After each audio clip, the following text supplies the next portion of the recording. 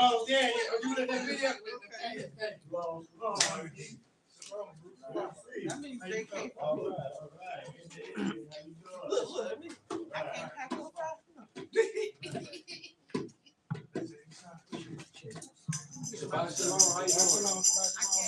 I'm live right now, y'all. All right, man. Don't say nothing bad about me.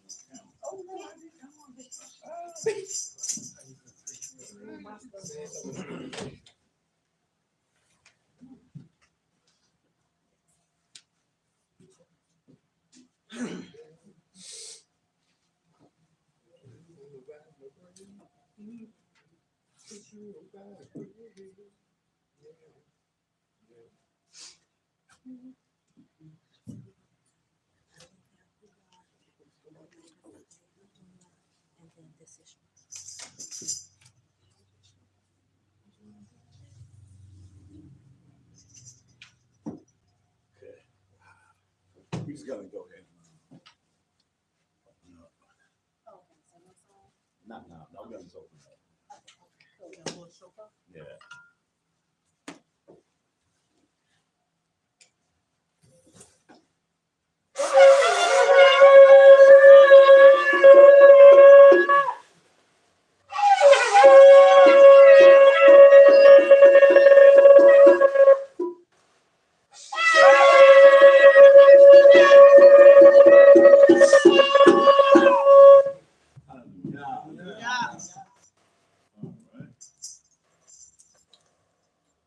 And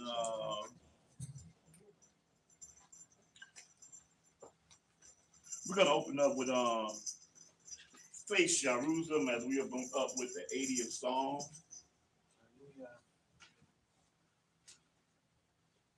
All right.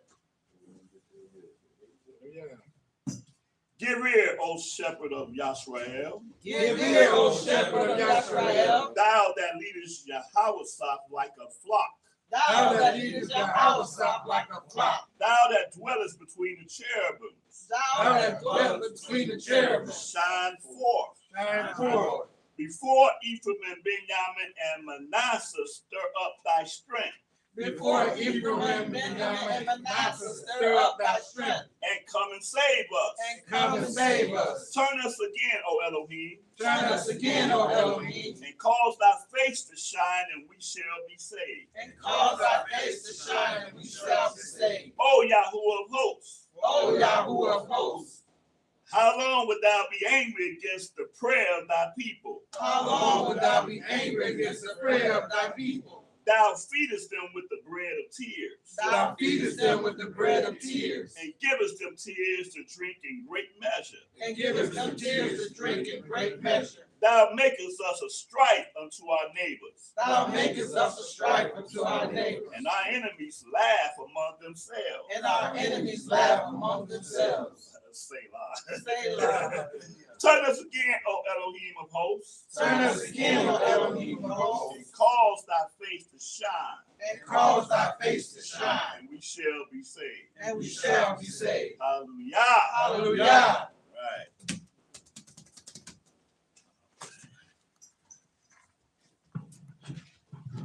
I'll let you handle that. We're gonna do our little thing first.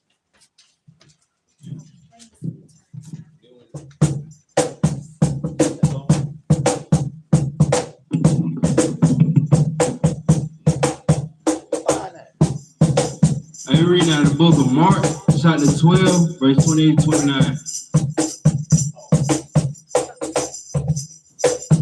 The greater commandment. And one of the scribes came, having heard them reasoning together, and perceiving that he answered them well, asked him, which is the first commandment of all? And Yeshua answered him, the first of all the commandments is, hear, O Yashrael, Yahuwah our Elohim is one.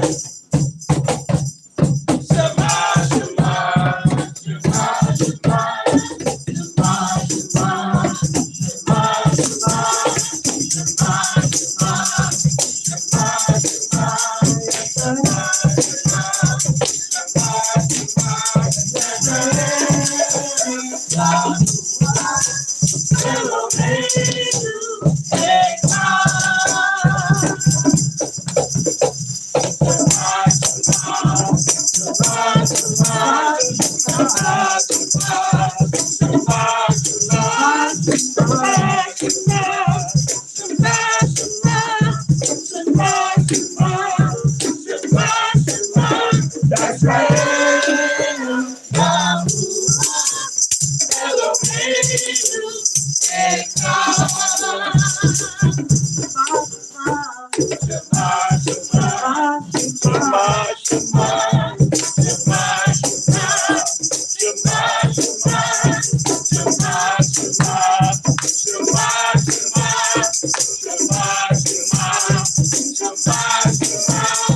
Welcome into this broken vessel. You desire to abide in the presence of your people. So we lift our hands and we lift our heart as we offer up this praise to the Lord. We sing welcome, welcome. We welcome Yahuwah Eloheinu.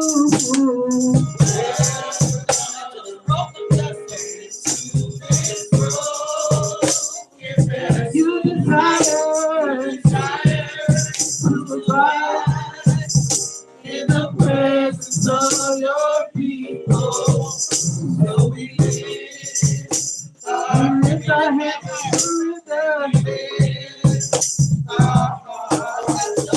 as we offer up this praise unto your name. As we offer up this praise unto your name. As we offer up this praise unto your name.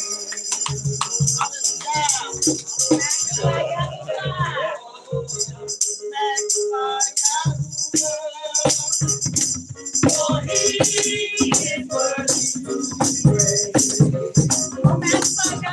Oh, magnify Yahuwah. He is worthy to be praised.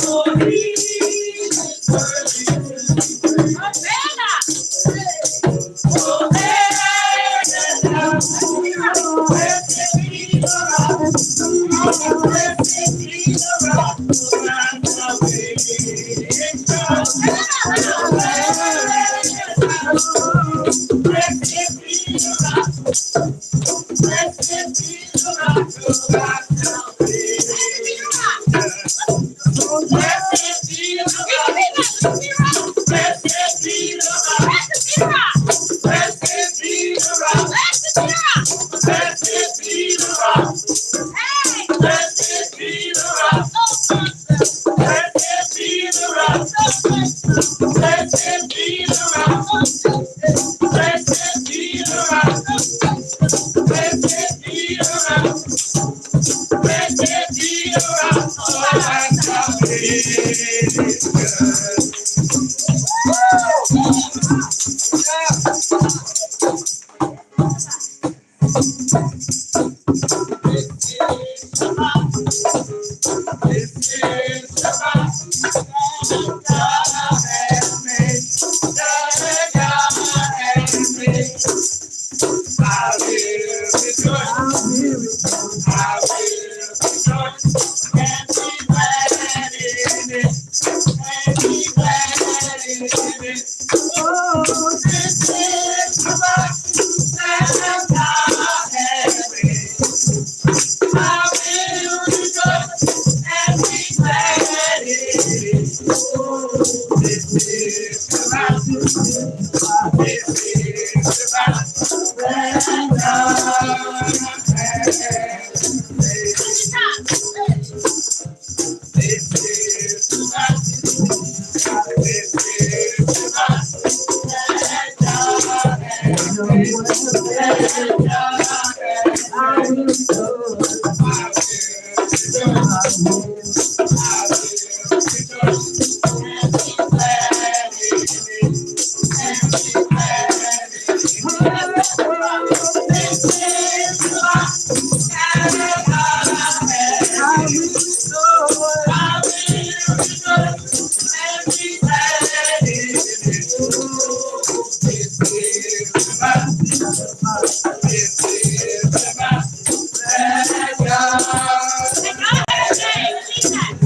I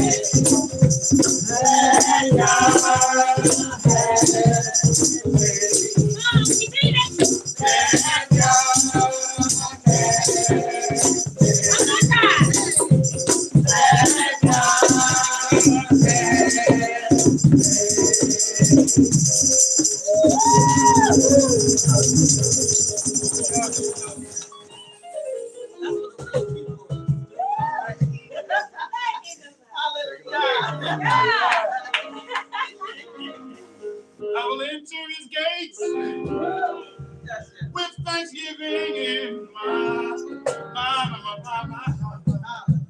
Yeah.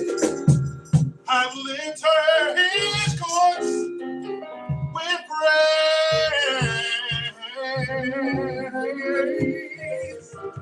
I will say, this is the day that I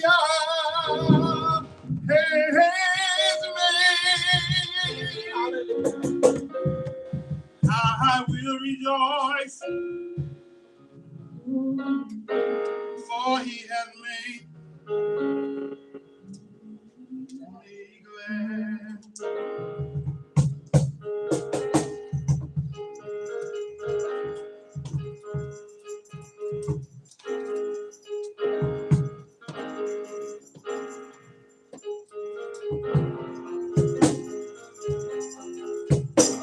Yahuwah,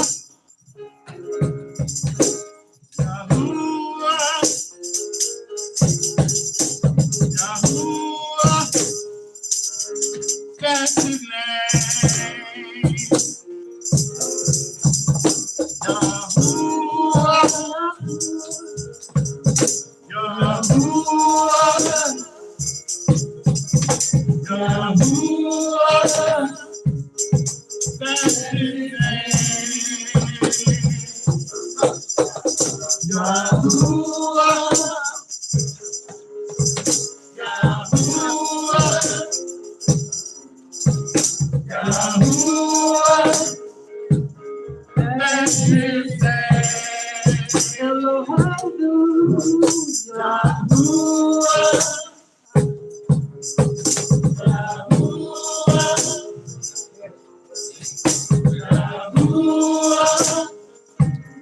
that's his name.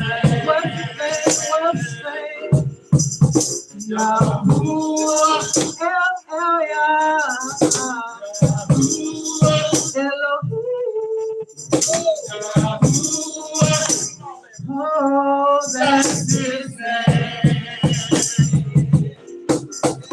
Yahuwah, Elohim, Yahuwah, El Elyon. Oh, that's his name. Salvation, Oh, salvation, salvation is in his name. Salvation,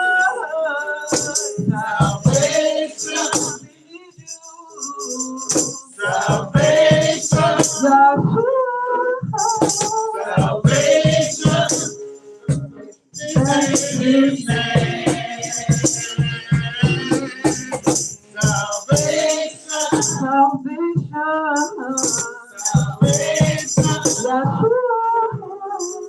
salvation is in his name.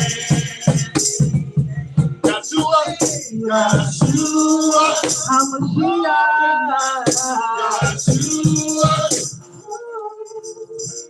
Yeshua, Yeshua, that's his name. Yeshua, Yeshua, Yeshua, that's his name.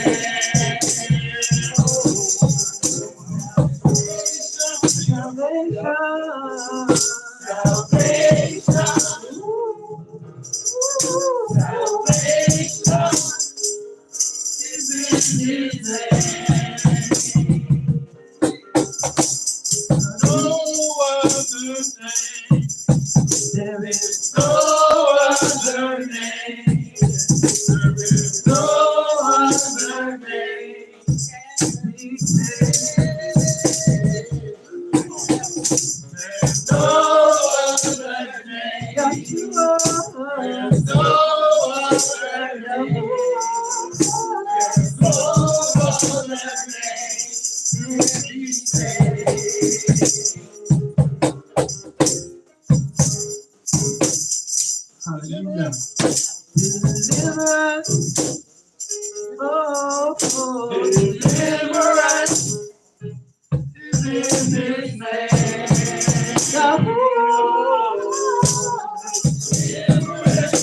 Yashrael, deliverance. Oh, deliverance is in His name.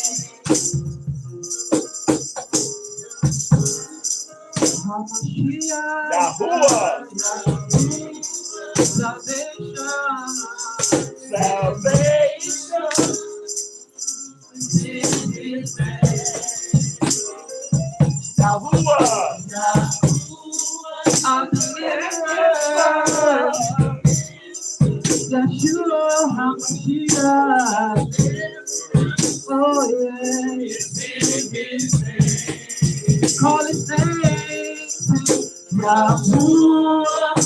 Who is He? Yashrael is salvation, deliverance is His name. Who is deliverance? Salvation, Yahuwah.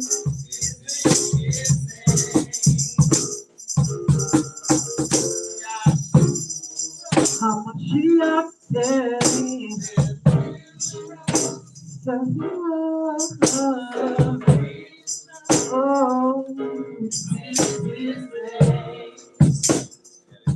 What's the Father's name? Yahuwah. Who did He send?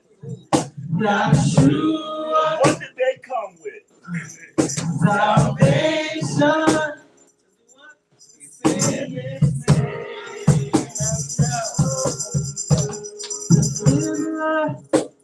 He's our salvation, preparation. It's in His name.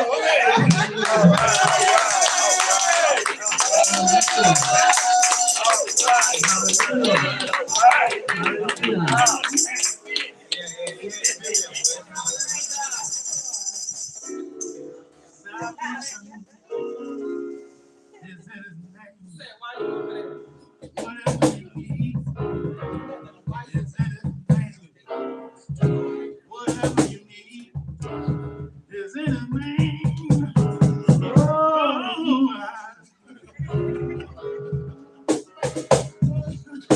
Hallelujah.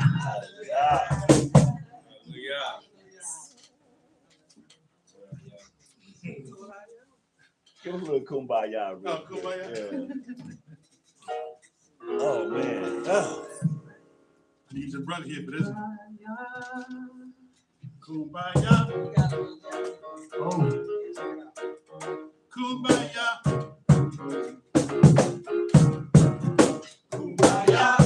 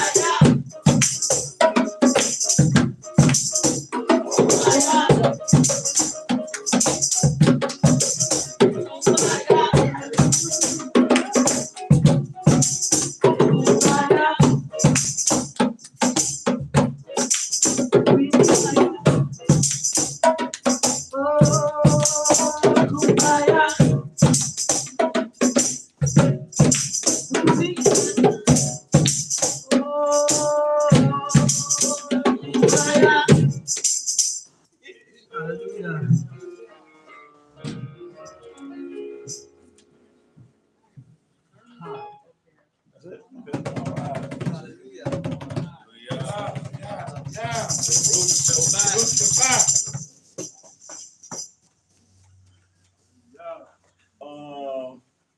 want me to read?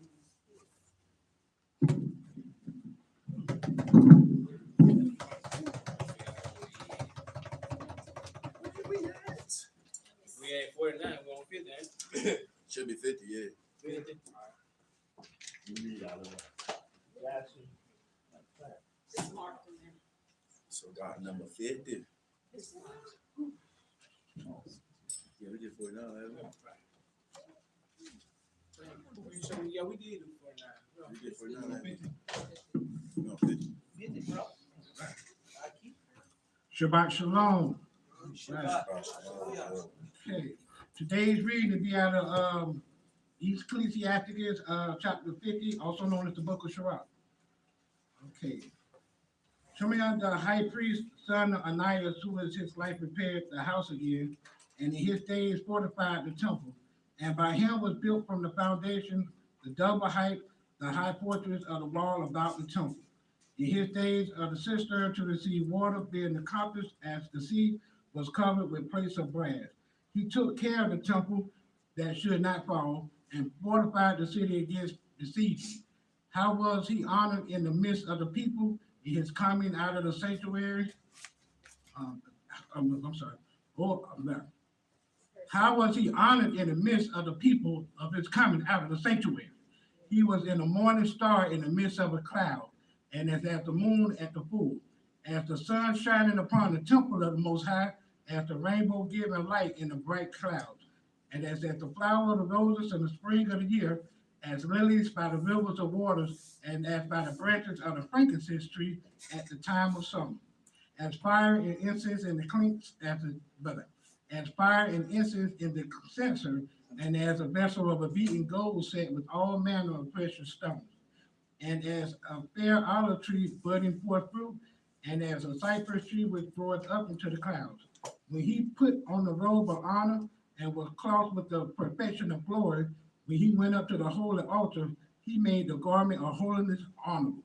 When he took the portions out of the priest's hand, he himself stood by the hearth of the altar, compassed with his brethren round about, as a young cider in the Libanus, and as the palm trees compassed they him round about. So were all the sons of Aharon in the glory and the oblation of Yahuwah in their hands, before all the congregation of Yashrael, and finishing the service at the altar, that he might adorn the offering of the Most High Almighty. He stretched out his hand to the cup and poured of the blood of the grape, and he poured out the foot of the altar, sweet smelling savor unto the Most High, King of all. Then shouted the sons of Aharon and sounded the silver trumpet, and made a great noise to be heard for remembrance before the Most High. Then all the people together hastened and fell down to the earth upon their faces to worship Yahuwah Elohim Almighty, the Most High. The singers also sang praises with their voice, and with great variety of sound was there made sweet melody. And the people besought Yahuwah the Most High by prayer before him that is merciful, till so many of Yahuwah was ended, and they had finished his service. Then he went down and lifted up the hands over the whole congregation of the children of Yashrael, to give the blessings of Yahuwah with his lips, and to rejoice in his name. And they bowed themselves down to worship the second time, that they might receive a blessing from the Most High. Now therefore bless ye Elohim of all, which only doeth wondrous things everywhere, which exalteth our days from the womb, and dealeth with us according to his mercy. He granted joyfulness of heart, that peace may be in our days of Yashrael forever. That he will conform his mercy with us, and deliver us at his time. There be two manner of nations with my heart abhorrent, and the third is no nation. They that sit upon the mountain of Samaria, and they that dwell among the Philistines, and the foolish people that dwell in Shechem. Yeshua, the son of Sirach of Jerusalem, has written this book, the instruction of understanding and knowledge, who out of his heart poured forth wisdom. Blessed is he that shall be exercised in these things, and he that layeth them upon his heart shall become wise. For if he do them, he shall be strong in all things. For the light of Yahuwah leadeth him, who giveth wisdom to the godly. Blessed to the Yahuwah forever. Aman Homam.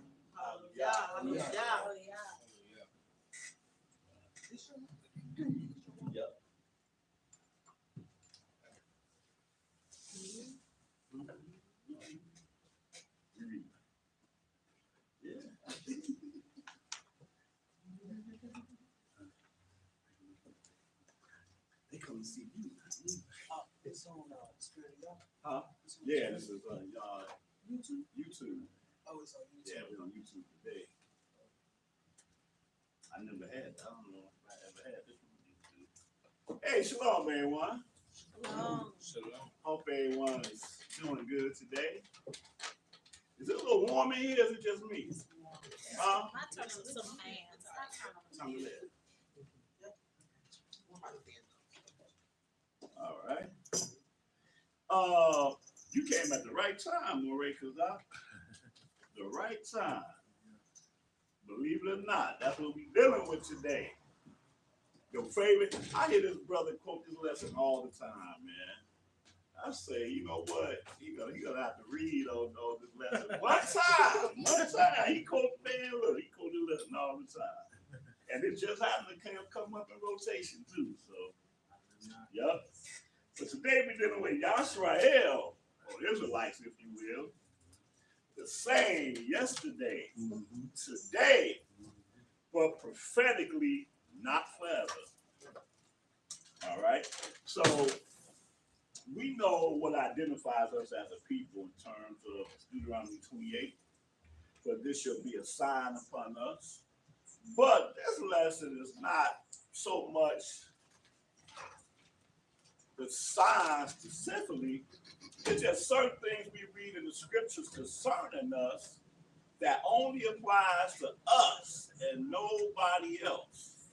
In other words, certain things that we do, we're the same people. Yesterday, today, but prophetically not forever.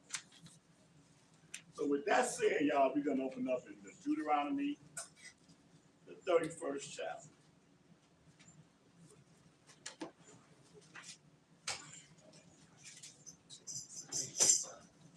Deuteronomy, the 31st chapter. A lesson like this really kind of makes you think, man, because we are all in this book. But if you don't know who we are, if you don't know who the children of Yashrael is, it's impossible to have an understanding of this book. Utterly impossible. Matter of fact, if you don't even understand who we are, you might as well throw the whole book away. Truth be told. But anyway, Deuteronomy 31st chapter. Let's start just at the 14th verse.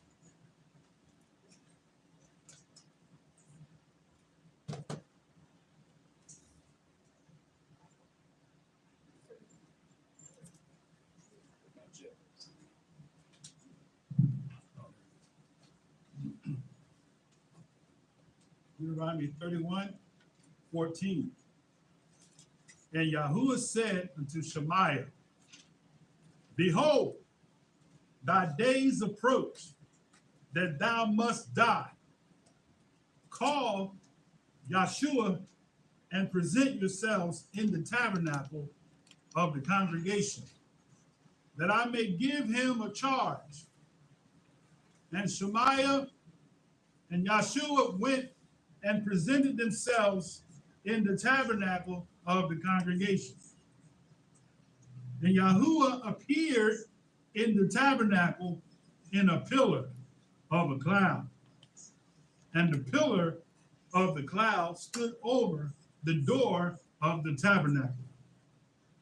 And Yahuwah said unto Shemaiah, behold, thou shalt sleep with thy fathers, and this people will rise up and go a-whoring after the deities of the strangers of the land, whether they go to be among them and will forsake me and break my covenant which I have made with them. So the fathers didn't have no reservation in telling his people who had not even come into our inheritance that what we were going to do, that we were not going to prosper in our ways, but we were going to be seeking after the deities, the religions, and the traditions of the other nations. We were not going to hold fast to the covenant. Huh? Oh, was it? All right. So, and just to notate what Christians be thinking, because I just got into a debate with one brother concerning this, not a debate, but a discussion. There's that doctrine that says that we were not able to keep the covenant. Mhm. We were not able to keep the commandments because when we was born under sin, shaped in iniquity. But that is not true at all. That's not true at all. You know, when somebody tells you something long enough, you start to believe it. Oh, yeah, it's been a lot long enough there. Oh yeah, you tell a lie long enough, it's gonna like fire. It'll be as We- truth. We see that with the internet, right? Somebody tell a lie on somebody, and we be quick to pass that little tidbit before we even had a chance to investigate it for ourselves. But that is one of the biggest lies under the book. Because if you tell me that I'm not able to do something, and no man is able to do something, and I'm gonna be more inclined to not do it, Right. you know, cause my heart is not geared to obedience anyway. Now you done just gave me an excuse to not be obedient. Give you an excuse to sin. Yeah, it gave me an excuse, gave me a out. But see, my thing, I ain't gonna say my thing is scripture let me know that the Father didn't kill nobody because they was unable to keep the commandments. He didn't kill nobody because they were unable to keep the commandments. That kills that right off the bat. The Sodomites, they couldn't help but do the actions of a Sodomite. They couldn't help themselves. Yet the Father destroyed them totally. There's none righteous about that dynamic. There was a whole world that exists during the time of Noah. And the Father destroyed everybody with 8 souls because they weren't able to keep the commandments. Right. Man, that's one notion, man, that we got to trash quickly into the garbage. You know? Because, and the thing is, too, is that, you know, you will have battles. You will have to overcome certain things, especially when you didn't grow up in this truth. But the thing is that everything you do, every word that you say, every step that you take, as Steen says. What? Yeah, but where I'm going with that is that it's your choice. Right. It's your choice. Right. It is absolutely your choice, man. You know, and then we had talked about David, and that's what the brother said. David was born in sin, shaped in iniquity. David did not have to sleep with that man's wife. And then he put sin under sin by literally murdering this man. Especially David being the David that we know. Satan put something before David, and David wasn't able to, he was able to if he'd have put the Father first, but he let the Father loose right there. And that's what we do. When we got sin staring at us in our door, you put the Father aside. But if you put the Father in front of your face, you're going to be like, oh man, you almost had me. You almost had me, Father. It was close. Right, that's right. It was close, but it's a decision that you make. Yashrael, he was not, that other lie, he was not born half God, half man. He came on this earth fully man. Because if he would have been half God, that would have defeated his whole purpose, first and foremost. This man that is half God could not be your example. You can't be telling me about how perfect he was and we already had a leg up. That's just like Superman coming down from Krypton. And I'm trying to bend some steel, but he's able to bend steel. I'll be like, man. That's been great. Yeah, exactly. Remind me of me when you had Superman and Flash in the race. They get ready, and then Batman was in the race too. Right. And he looked like he was serious. He like he about to do some damage. But the point is, you can't do what they do. Ain't no competition. But the thing is that Yashrael himself came down. And see, Yashrael, unlike the other thing that they be teaching, Yashrael was actually perfect because he kept the law. But he wasn't the only one that kept the law flawless according to the scripture. He wasn't the only one. Because at the same time that right before he was about to live, the scripture talks about Zachariah and Elizabeth, how they kept the commandments flawless. The only difference is that salvation didn't come from Zachariah and Elizabeth. But they were just two examples in the New Testament, two individuals, and they weren't by themselves.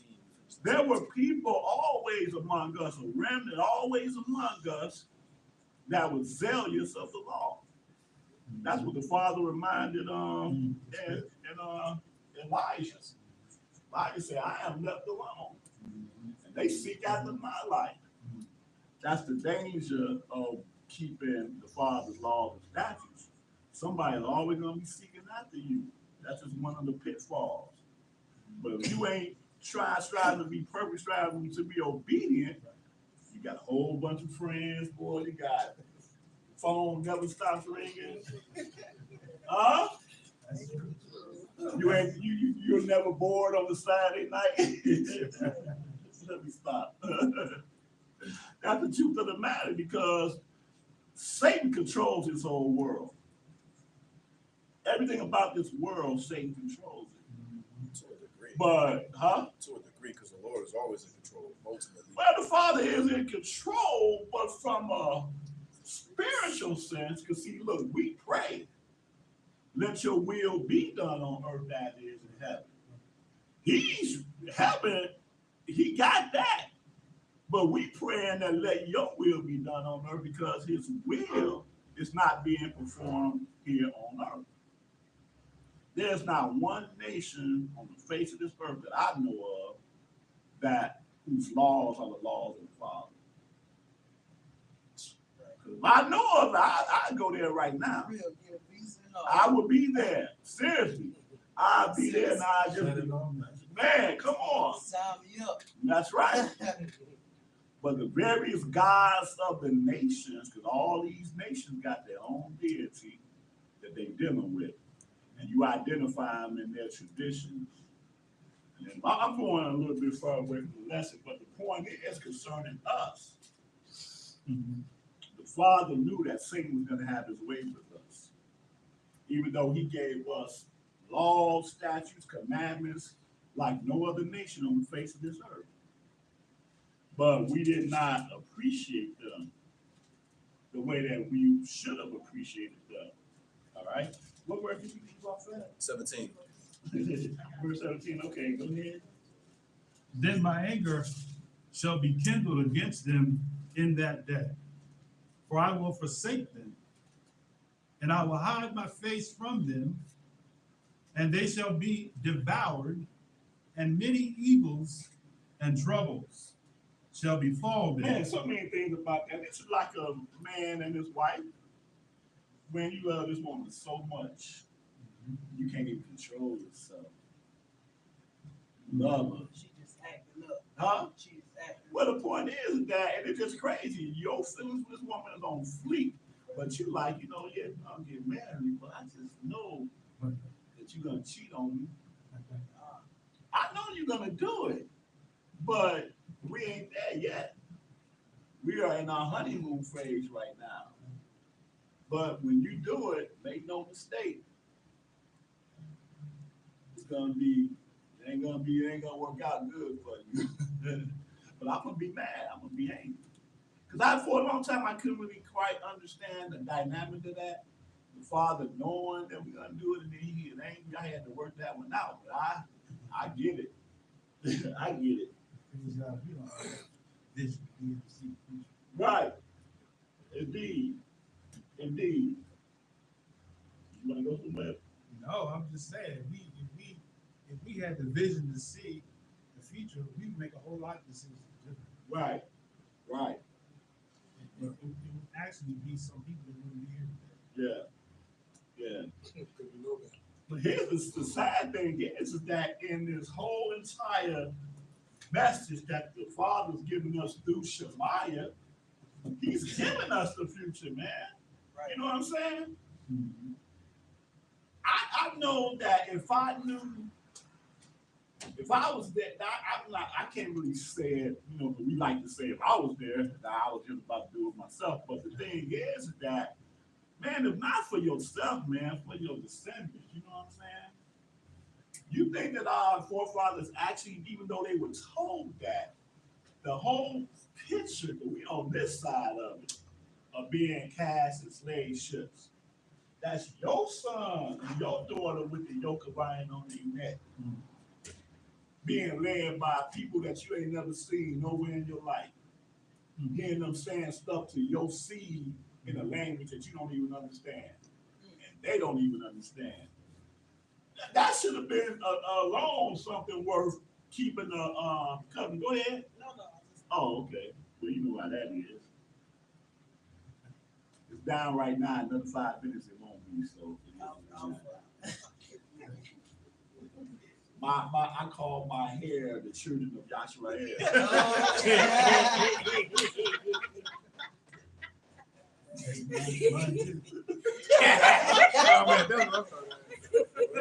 See, look, you done already cast judgment on this man. I'm still being merciful. I'm giving the merciful stage. You got one still up. Oh, and that's Satan. Why y'all laying down there? Come on up to me. But look. Right, we said he's gonna be angry. Where we at?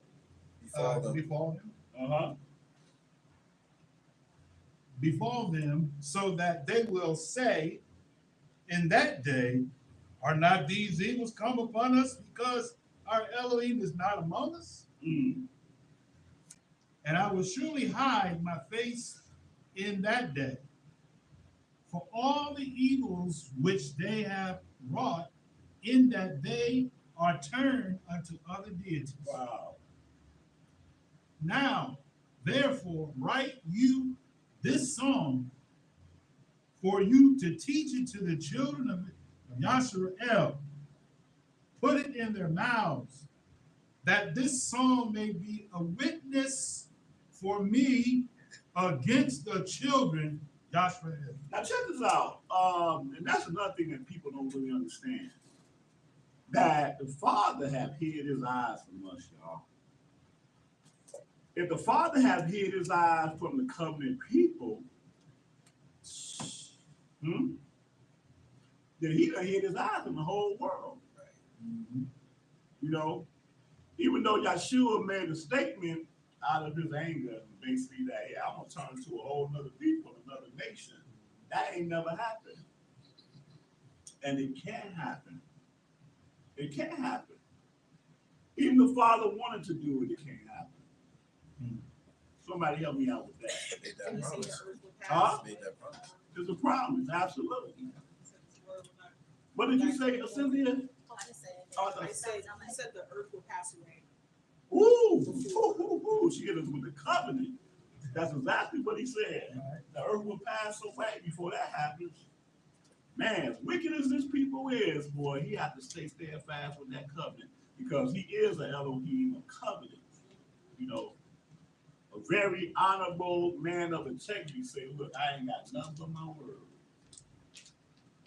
I ain't got nothing but my word, man. If I say I'm gonna do something and I just arbitrarily not do it, that's all on me. I would never allow that to happen.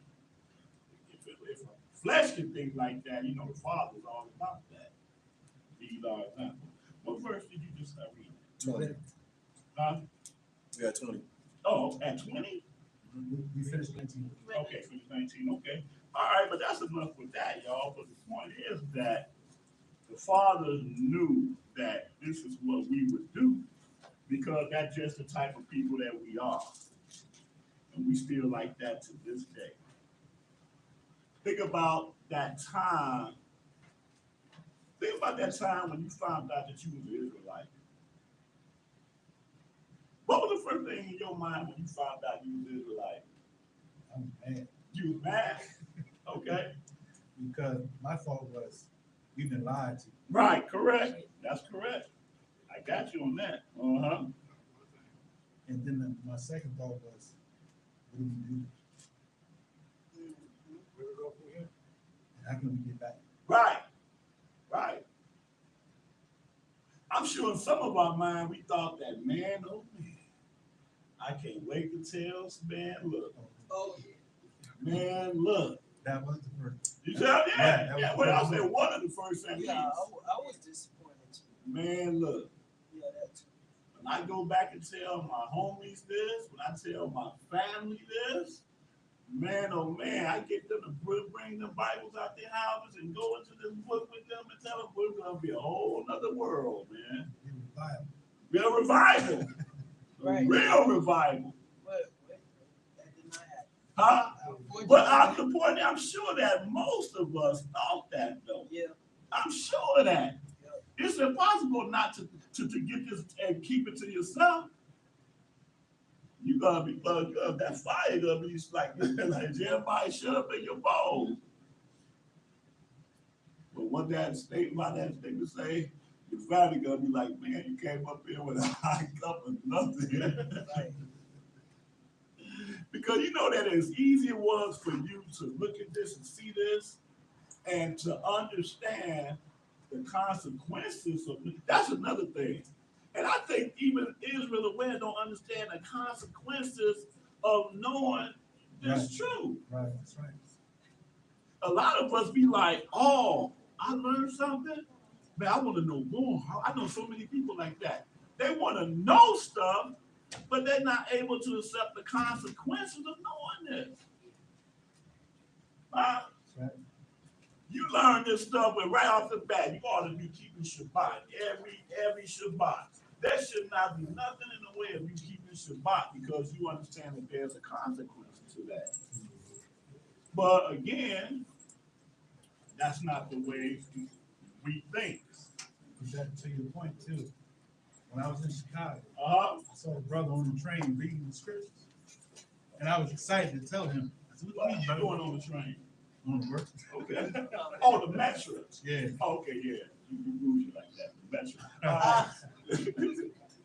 And the brother, I started telling the brother that he's Israelite. Yeah. He said, stop. I don't hear no more. The more I know, the more we count. Wow. So he knew. He stopped. Wow. Wow. Man. That dude was wise, man, to a certain extent. Right. There's a lot of people like that, though. That's why don't nobody be tuning in. Because they know that we ain't about the entertainment, man. We are about teaching what thus says Yah. We're not about spending a whole 2 or 3 hours speaking our own words, No. trying to make you feel good. Uh-uh. Hating on Esau. Huh? I said, hating on Esau. All that stuff. All that stuff. Because see, one thing about us as a people is that we never ever, and this is modern, I might read something in regard to that, I'm just thinking about that. We never wanted a leader that would tell us what we are not doing right. In present day time, we only had one leader that I know of for the most part, that every time he spoke, that's what he spoke. You never heard this dude talk about the white man, the adversary. You never heard him speak concerning that. Y'all know what I'm talking about? Does that sound like anybody y'all can think of? Marcus Garvey was like that. You go on YouTube or somewhere and listen to his speeches, all he talked about was all the stuff that was wrong with us. The way we talk, the way we dress, the way we do all this stuff is contrary to success. That's all he would talk about. He would never talk about the enemy or the adversary. We are our own enemy. That's right. But we ain't never want to hear nothing like that. You know, our mind, man, who this guy is that he can try to tell us how we need to talk and how we need to do that. We like the Sharpmans and the Jacksons. Every time they point their finger at somebody else, what's terrible what the police did to us, that's all we want to hear. We feel like they're defending us because they're not judging us, first of all. There ain't no judgment when it comes down to these leaders. They're enablers. Huh? They're enablers. Yeah. But more so than that, our leaders love us. Huh.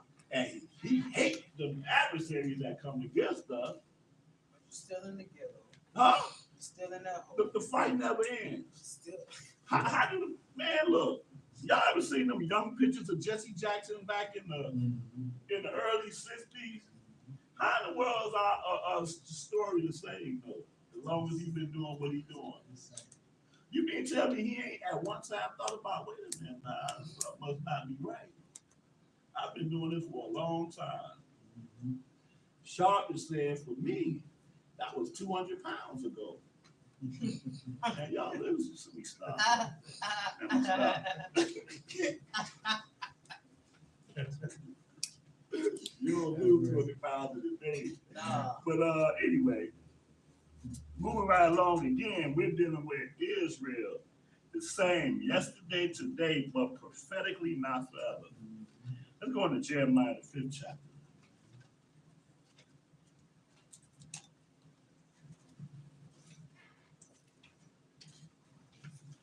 It's just interesting, man. You think of many people in the world, and most people you don't really think about, well, what were they like 40 years ago, 50 years ago, 100 years ago? But for us, we got it right here, what we were like now, what we was like 1,000 years ago. Still the same. Still the same people.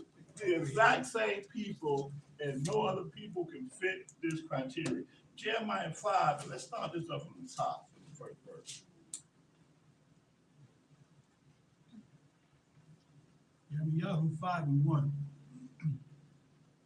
Run ye to and fro through the streets of Jerusalem, and see now, and know, and seek in the broad places thereof, if ye can find a man, if there be any that executeth judgment, that seeketh truth, and I will pardon it.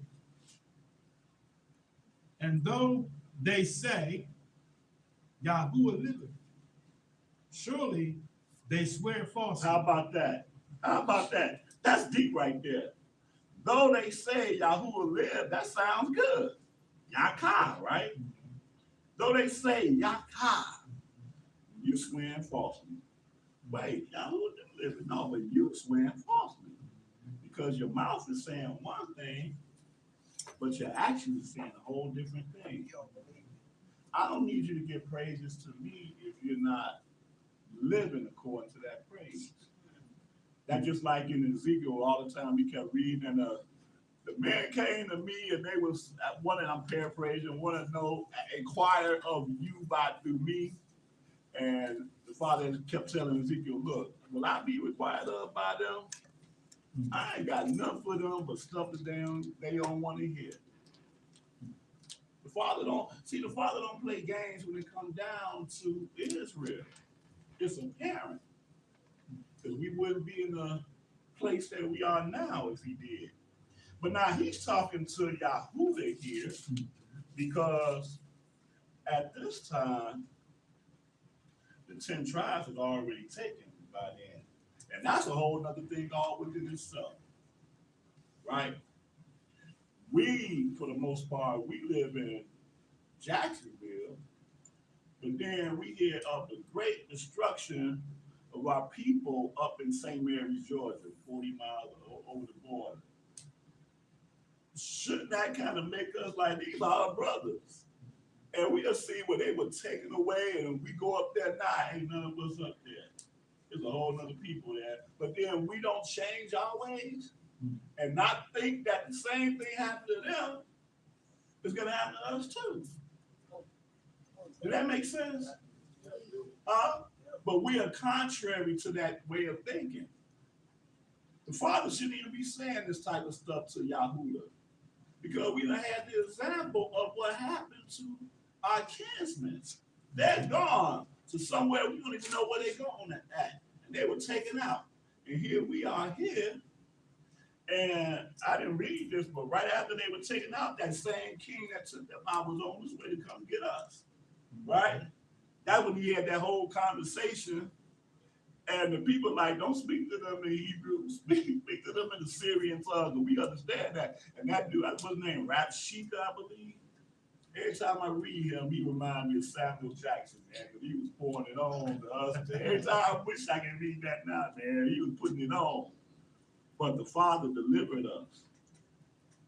The prophet told them that this was going to happen. He ain't going to shoot no arrow here. Man, that should have been enough right there. We should have been a whole new nation after that incident happened. Mm-hmm. What was you about to say? Mel Gibson was watching. Oh yeah, Apocalypto. Yeah, Apocalypto. Right. I was saying about that, how the guy came and warned them because they was coming down to get them. Right. And then he warned them, but he should have warned the people. They should have prepared for that. Yeah. But they didn't prepare for it. Right. Right. Because that's what happened. We get complacent, man. We think that the Father owes us something, bro. He owes us something. Everything that the Father do for us is all through mercy and grace. The very fact that we still above ground after all the stuff that our ancestors went through is never something that we should take for granted. And that's why we here. That's why we are observing this Shabbat, because we're not taking the Father for granted. Because just on our part, man, so many days that we think within ourselves the stuff that we could be doing on the Shabbat. But we don't want to be like our ancestors. He told us in a few places, don't be like your forefathers.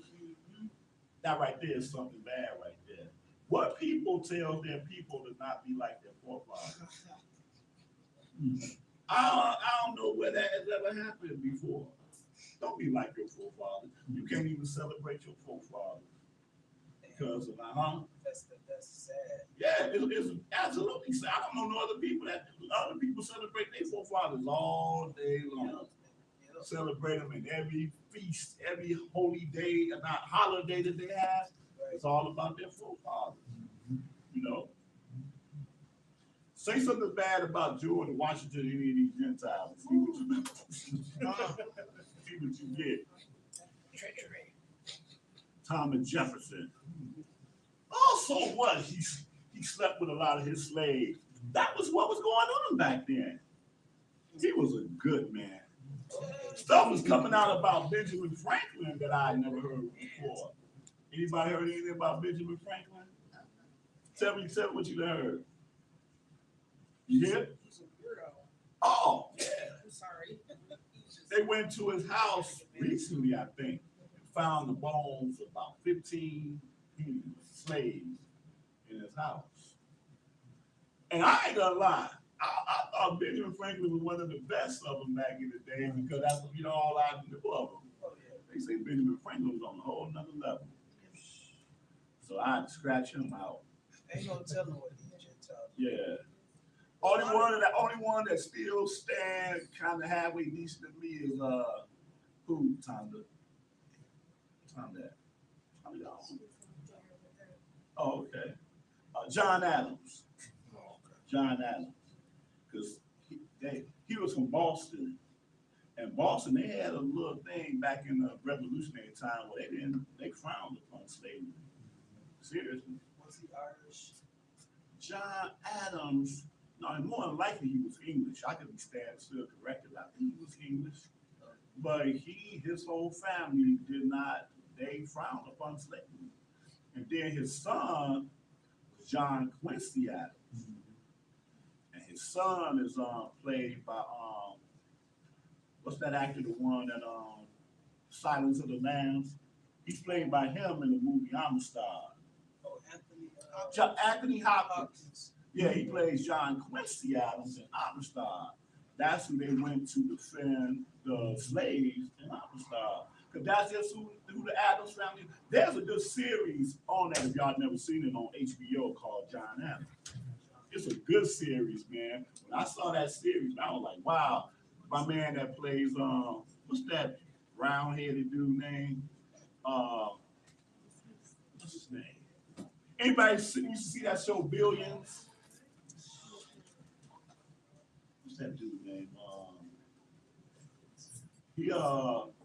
He played in 12 Years a Slave. He was the one that when they got off the ship, he was huh? What's his name? The black guy, No, I'm talking about the white guy. Oh no, I don't know. He was the one that gave him the name, whatever the name he gave him. He told him not to do your name. He changed his name. Okay, y'all know who that is. Okay. Oh, I forgot who that guy, but y'all know him. You see him, he played in that show Billions. But yeah, he played John Adams, man, and that was a real good show. But you know, this week I found out something else about John Adams. He was the one that gave Benjamin. All right, but where we at though? He said, We on 3. verse 2, and though they say Yahuwah liveth, surely they swear falsely. Go ahead. O Yahuwah, are not thine eyes upon the truth? Thou hast stricken them, but they have not grieved. Thou hast consumed them, but they have refused to receive correction. They have made their faces harder than a rock. They have refused to return. Right. This is the world that Jeremiah was living in. We knew that we had enemies in the Babylonians, right? Father's like, look, Jeremiah, you go tell the people that they need to bend their necks to the Babylonians. I'm tired of y'all. You're gonna have to go through this Babylonian captivity. Oh yeah, y'all want Yeah. to worship their idols. Yeah. Y'all gotta be y'all. And of course, y'all know that if you're a prophet of the Father, you telling the people that don't want to hear that. Some reason, man, you should be thinking that we speaking according to our own mind, according to our own heart. You know, you get up on Sabbath at 9 o'clock in the morning. As the scripture say, rising up early. Yeah, you rising up early because it's 5 o'clock counting time. But that nobody get up early to just say whatever they want to say. You know, and this was Jeremiah. He know, and all the prophets knew that everything that they said to the people that their lives are gonna be in danger.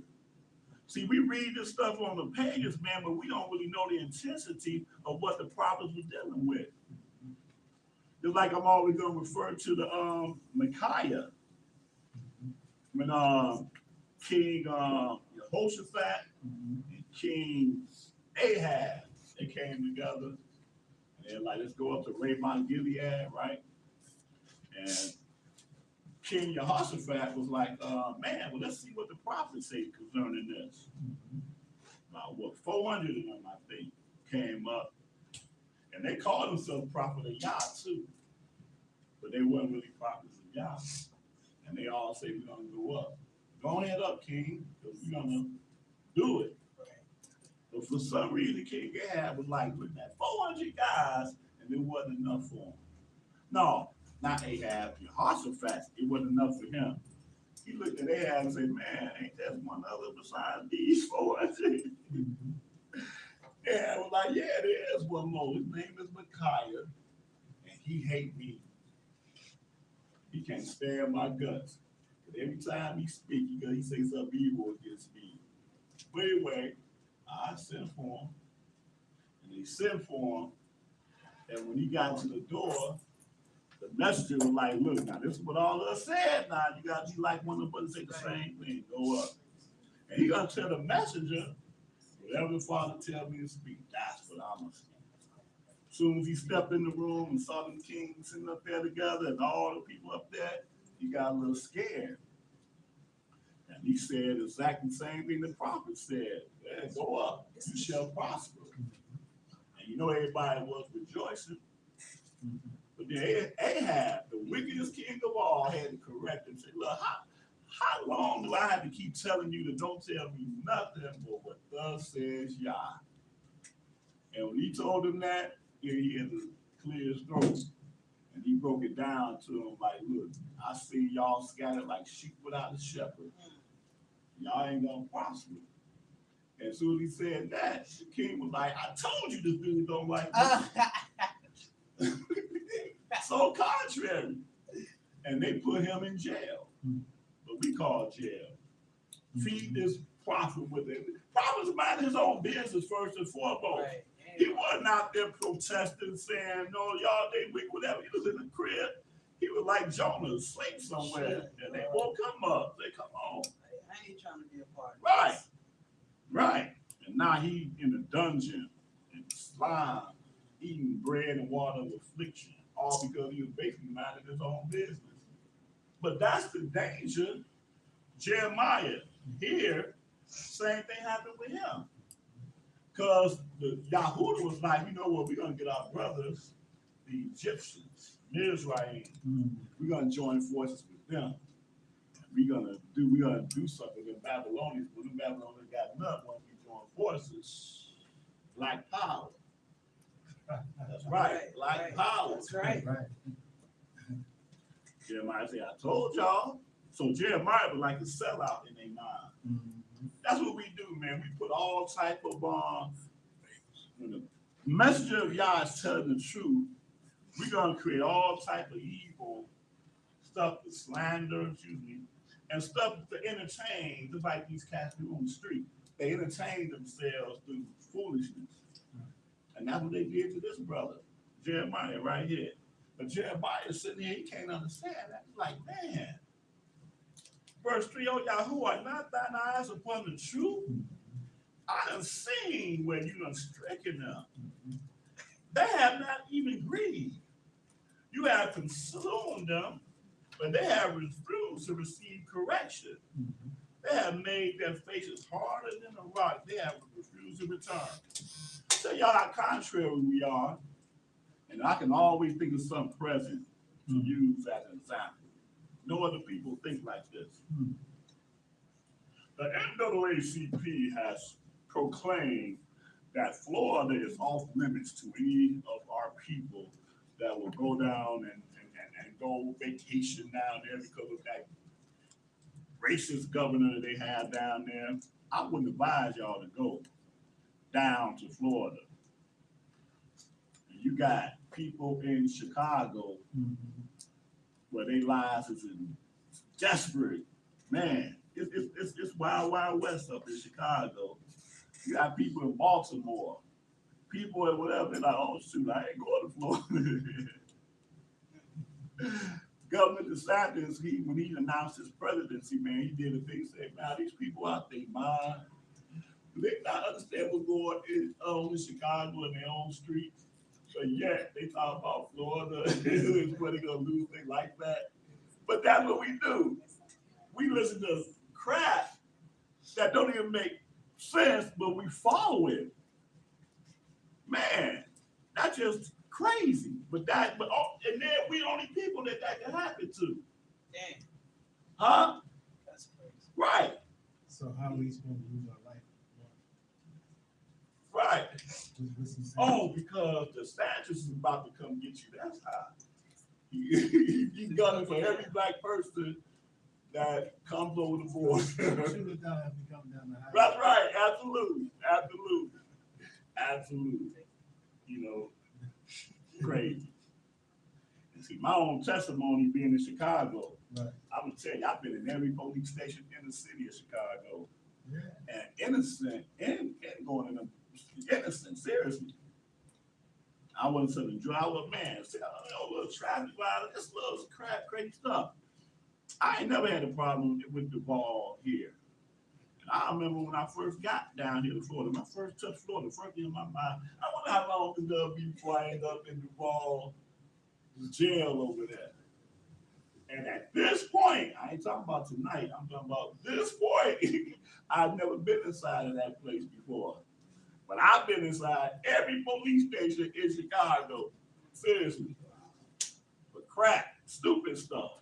Because it just crap. But see, that's my testimony. So you ain't gonna tell me to stay out of somewhere. And I ain't never been down there, but I guess you're right. I need to stay right here I can hear gunshots every morning, every evening, or whatever. Yeah. But we're contrary like that, though. Huh? It's a Gotham City. Yep, that's right. They had to move Gotham City out of New York to Chicago. That's something to think about. Verse 4. Therefore I said, surely these are poor, they are foolish, for they know not the way of Yahuwah, nor the judgment of their Elohim. See, I don't know about you, but I know what I'm reading is history. But I know what I see right now, huh? It's the same spirit. You ride up and down Moncrief up here. Cat Williams told us about Moncrief up here. I'm saying that in Jacksonville. Go up in Chicago, go up to the Wild 100 where you used to live. Which is worse? Huh? I said, which Ain't no which is worse. Right. Ain't no such thing as which is worse. North Philly. Ain't no such thing. Bankhead. Ain't no such thing. Huh? Where we going? That's your father. Yeah. Compton. You know what? And that reminded me of that show. Tom Lee, what's the name of that show? Came out about Compton. One of the first black families moved to Compton in the 50s. You know that show? What's it called? Them. Oh, Them. yeah, And we looking at Compton historically, it's beautiful, yeah. nice homes, track housing, beautiful. And we stand at literally looking at that show, and all of us think the same thing. That's utterly embarrassing. What we do to these areas that we come to, that used to be all Gentile, all white, and then we see them complain about when they come to them and they right. Property tax is gonna go down. That's like systematic. Without nothing being done, all it was just a blackface showed up.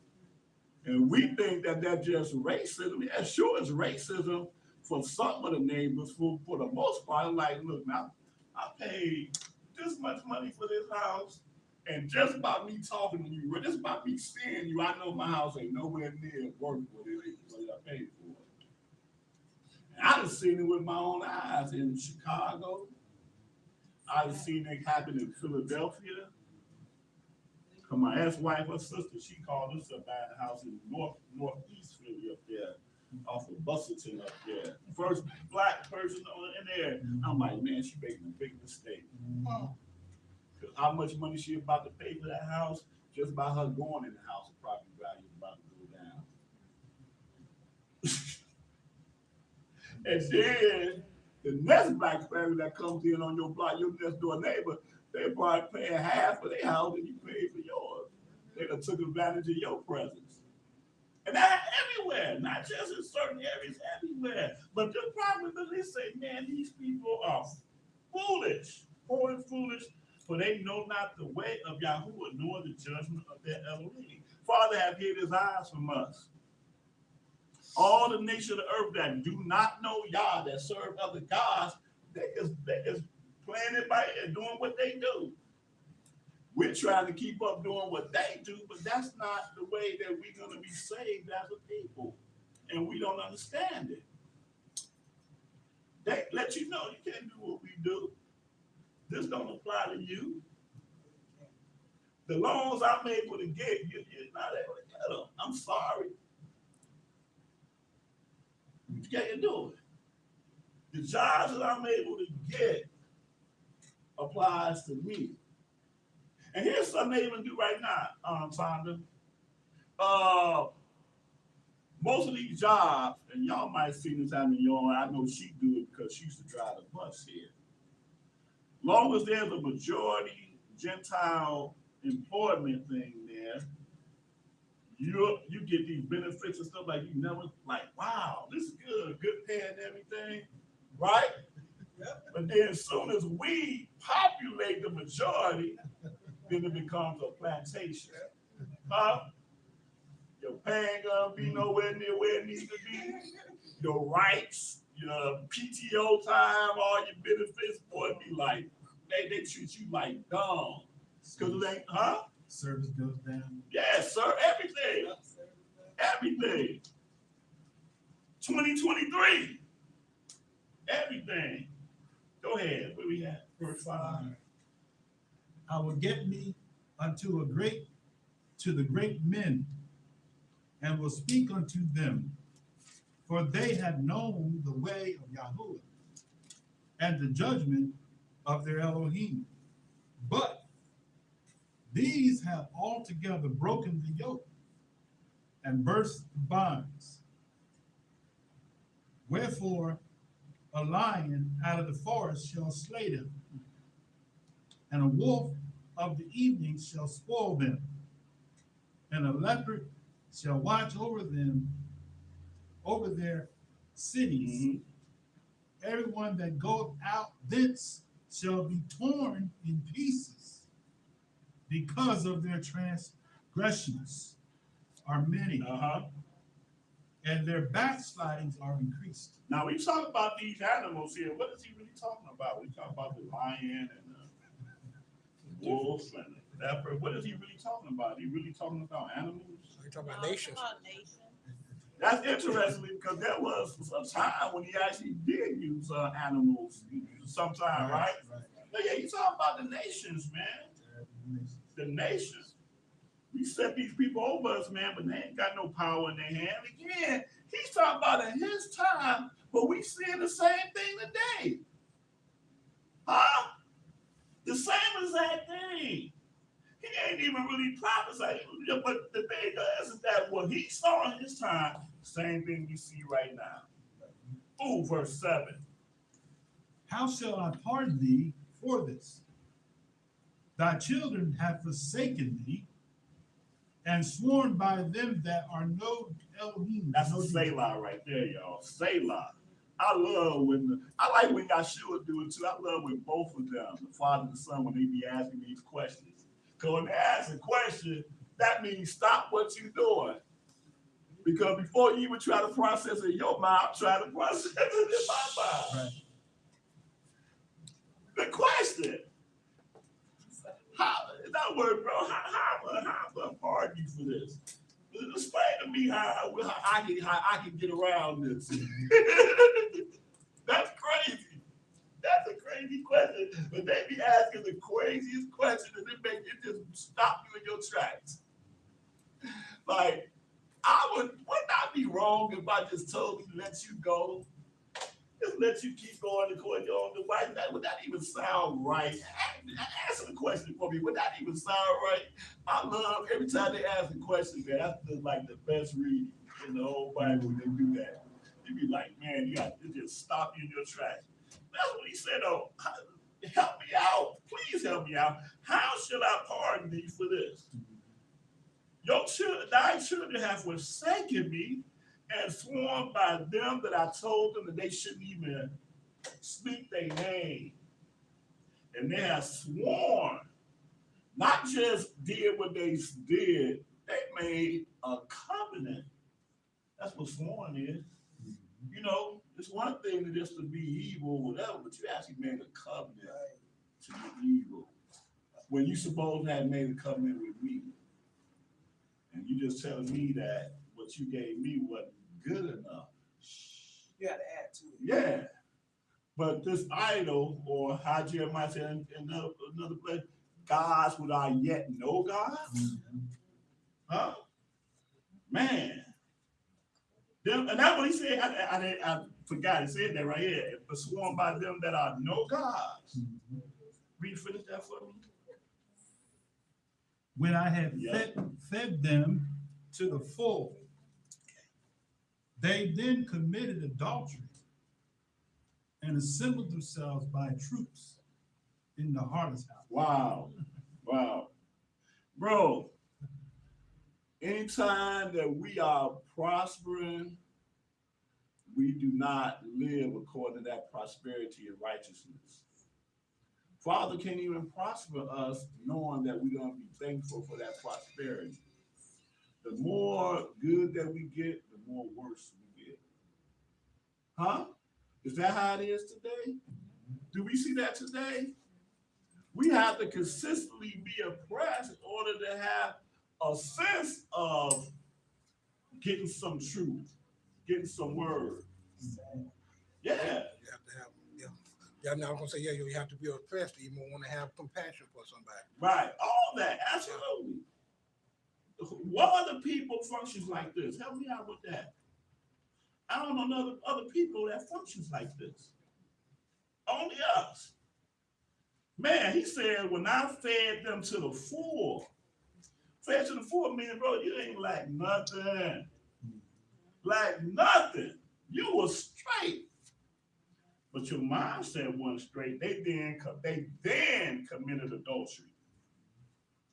And when he's talking about adultery here, he's literally talking about the spiritual adultery of fornication, because he told them they went and served other gods, but you went and committed adultery.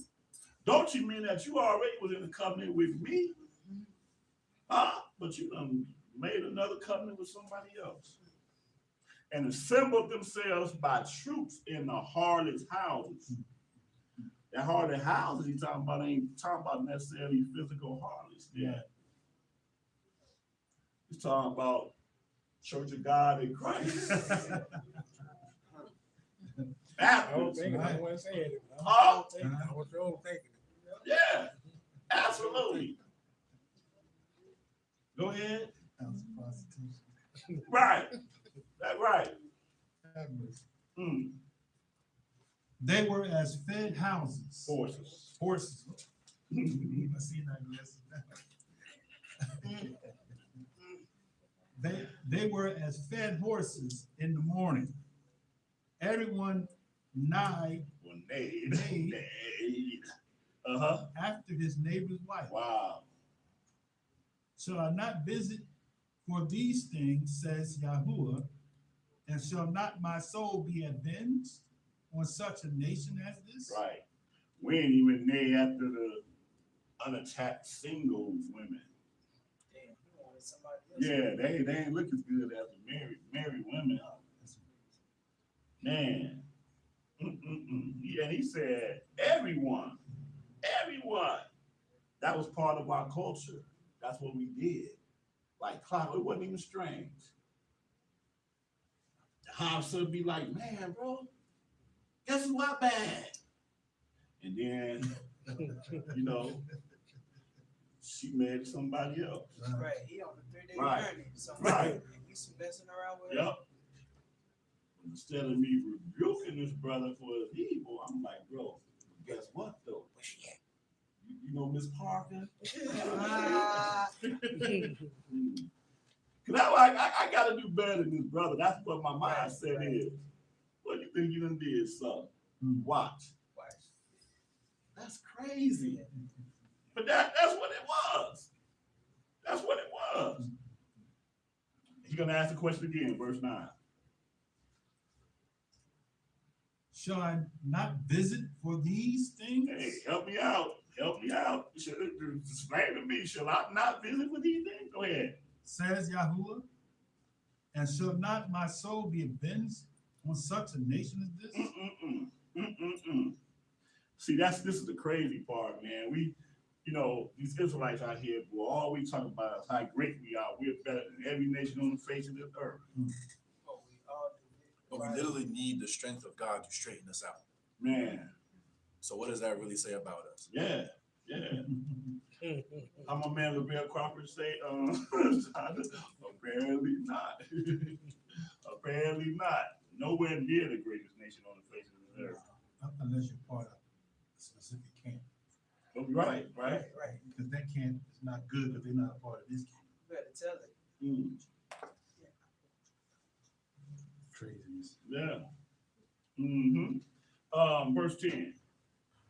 Go ye up upon her walls and destroy, but make not a full end. Take away her battlements, for they are not Yahuwah's. For the house, Yashrael and the house of Yahudah have dealt very treacherously against me, says Yahuwah. They have bellied Yahuwah, Or belied. Yahuwah, and said, it is not he, So no. neither shall evil come upon us, So won't. neither shall we see the sword, nor famine. That's a mystery to me. How could we think that when our brothers is gone? I can't even process that in my mind. 10 tribes gone, and you living, you have the news that came into your life that they're gone. They're replaced by a whole nother people. Some of them even seen it. Huh? Some of them even seen it. Right there. Yeah, absolutely. And how can you say the Father? Oh, I know what it was, because they don't think the Father did it. They think that the Babylonians did that. That's what it is. They don't think the Father had nothing to do with that. And that's what we be doing today. Same thing. Something evil come your way. The last person you want to blame is the Father. Who did it? Satan is what did it. Right, you gonna give that credit. You give Satan that credit, man.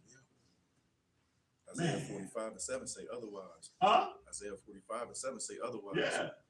Yeah. Absolutely. Absolutely. Absolutely. Without a doubt. Man. This brother, man, I love this brother. He cursed me out and said, "Oh man, evil against me." Satan is what was in that brother called that to You happen. got to know it. Huh? You got to know it. Yeah. Ain't But nothing when, but the devil. yeah, but when that happened to David, David said, "Y'all told this brother to do this." Because can't nothing happen except y'all do it. You know, y'all created evil. So he done all these things. Huh? Yep. So when you find yourself in that aberrant situation, you got to put the Father in it. Father's trying to tell me something. That's what David's like, man. The Father is rebuking That's me. it right there. That's Huh? wisdom right there. Yeah, Knowing that something happened. Oh, let me seek the Father. What's Right. going on, Papa? absolutely. What did I do wrong? Absolutely. And are we not like the same thing today? Something go wrong with us, we want to blame everybody else but ourselves. We ain't never changed from that. We are not the reason why. And we could just be all day calling out all the things that happen. Just Jim Crow laws not responsible for that. Yeah, yeah, absolutely not. Like you said, you say Jim Crow, and then you just remind me. Do you understand that during that time in the 1800s, early 1900s, we had been in this country for at least 300 years, at least. There were some nations, collectively nations, that had not yet stepped forth into the new world. Y'all see where I'm going with this? There were literally some nations that had not yet stepped into this Western Hemisphere yet. Yeah. Right? Mm-hmm. Huh? Yes. But yet, when they did, they had more rights and privileges than those of us that have been here for 200, 300, 400 years. And their prosperity. Huh? And their prosperity. Absolutely. That's not happen chance right there. That's just not something that just happened. You mean that these people cannot, after all that they done did to you, they can't show you some type of citizenship, you know? Now, Brother Chazaq, I know your last name is Williams or Jenkins or whatever, you know.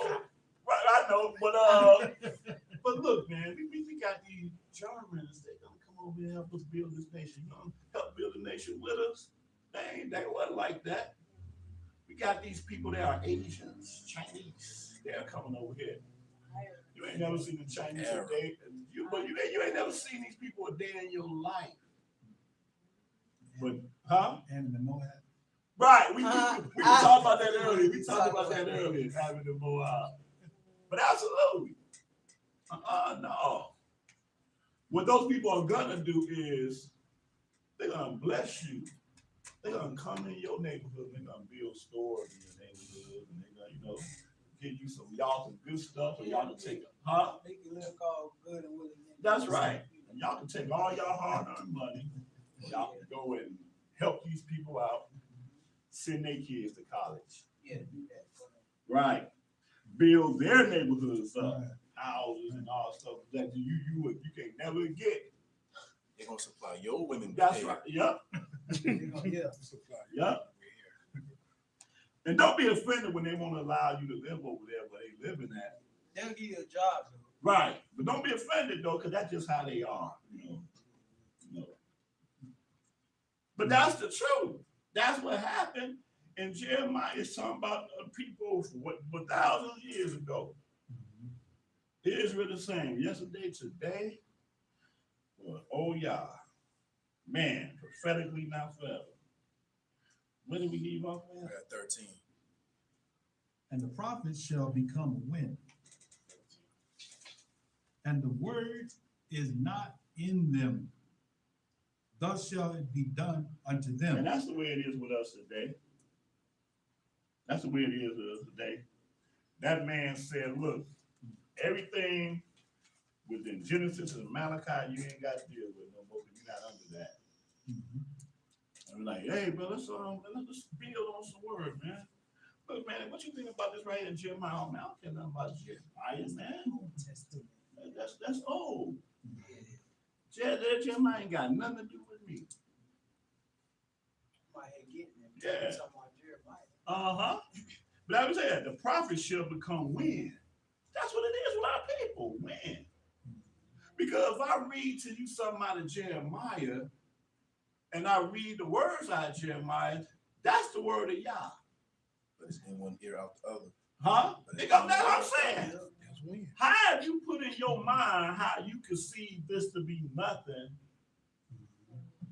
But it's the word, but you have been systematically misled to think like it's just wind. It don't even apply Or no a more. fairy tale story. Uh-huh. But our forefathers did the same thing back in the day. Prophets shall become wind. The word is not in them. Thus shall it be done unto them. Verse 14. Wherefore, thus saith Yahuwah, Elohim of the hosts, because ye speak this word, behold, I will make my words in thy mouth fire, and this people wood, and it shall devour them. Lo, I will bring a nation upon you from far, O house Yashrael, says Yahuwah. It is a mighty nation. It is an ancient nation, a nation whose language thou knowest not, neither understandest what they say. Wow. Their quiver is an open sepulchre. They are all mighty men, and they shall eat up thine harvest, and thy bread, which thy sons and thy daughters should eat. They shall eat up thy flocks and thy herds. They shall eat up thy vines and thy fig trees. They shall impoverish thy fenced cities, wherein thou trustest with the sword. So again, we read this. I'm talking about collectively. We read this and be like, wow, ain't that something? This ancient nation speaking a tongue that we have never heard of ever in our lives. They're going to come against us, and they're going to eat up all these things that pertain to us. And if I didn't know I was an Israelite, then I would be really led to believe that I was somewhere out of West Africa. I was one of those nations. I think I'd probably be there already. I think I would, right? Because I'm laying claim to what I understand it belongs to me. Because it got to be a lot better than being in this captivity. I'm just thinking of myself. But we sit here and we remove ourselves from West Africa, from all of it, because we're proud to be American now. This country will never not be the land of our captivity. I don't care what kind of house you live in. I don't care what kind of car you drive. I don't care what kind of job you got. This land will always be the land of our captivity. We don't want to believe that though. We don't want to face that. But prophetically, the Father's talking to our forefathers, telling us what was going to happen, and we're on the other side of it. Ain't that something? We're on the other side of it. They think that these words being spoken was like men. Like men. And here we are, their children, and we are experiencing that they warned us about. All right, where we at? 18. Nevertheless, in those days, says Yahuwah, I will not make a full end with you. Ain't that something? We're still here. Sometimes we need to really sit back and think about all that we had to endure to make it to where we are today. No other people could have survived this. No other people could have survived this. Wherever we are in the four corners of this earth, one of them corners would have had to be missing.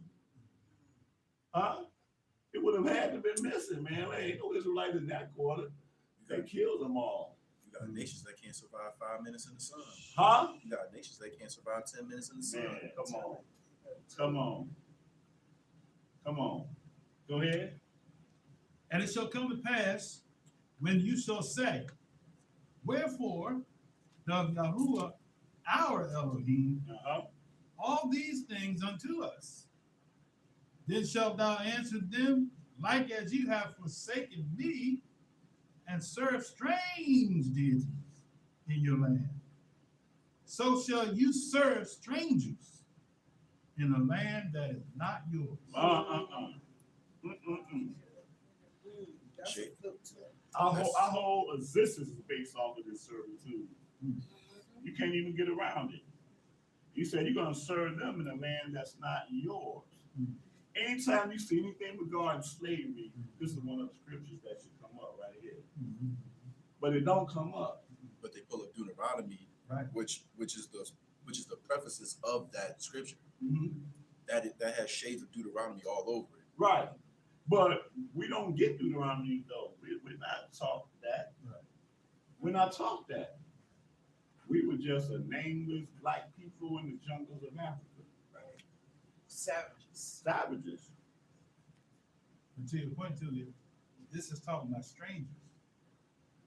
And if Deuteronomy 28 is fulfillment of Egypt, were they strangers? No, Wait. Repeat that again. Then Bocan Malone. Oh, okay. Right. Saying Deuteronomy 28 is fulfilled in Egypt. Oh, okay. But this, he said here, you're pointing this out, that these people would be strangers. Right. So my question was, how is it that Egypt, were they strangers? No, we knew it. Oh, right. Absolutely. Right. Oh, okay. Absolutely. Yeah, because it says a nation thou knowest not. Okay. Well, you said Egypt. What I'm about to say. Huh? Huh? But yeah, you said Egypt. Right. Let's say somebody else. Somebody help me. Help me out, Tom. He said Egypt. That's right. Yashrael. No, I'm saying, who else can we say? That we know. Esau. That's what I thought. I thought somebody was going to catch it. I was gonna say that, but I was Yeah, see, I was like, she said I Egypt. was gonna say Jabez. Huh? I was gonna say Jabez. They were. Yeah. See, they were. Yeah. Absolutely, they were. But Esau was. Esau is the last nation on the earth that this could fit. Yeah. Right. That's my point. But they're not strangers. Not And strangers. that's And we knew the And language. every time y'all we mention- spoke the same language. Huh? We spoke the same We language, spoke the same and language. we came out that same womb yeah. at the same time. Yeah. Ain't that something? Yep. Yeah. One of the most ridiculous doctrines on the face of the earth. But Yeah. the proof is in the pudding. Huh? Yeah. But they were our neighbors. Yeah, they were family. They were our neighbors. Yeah.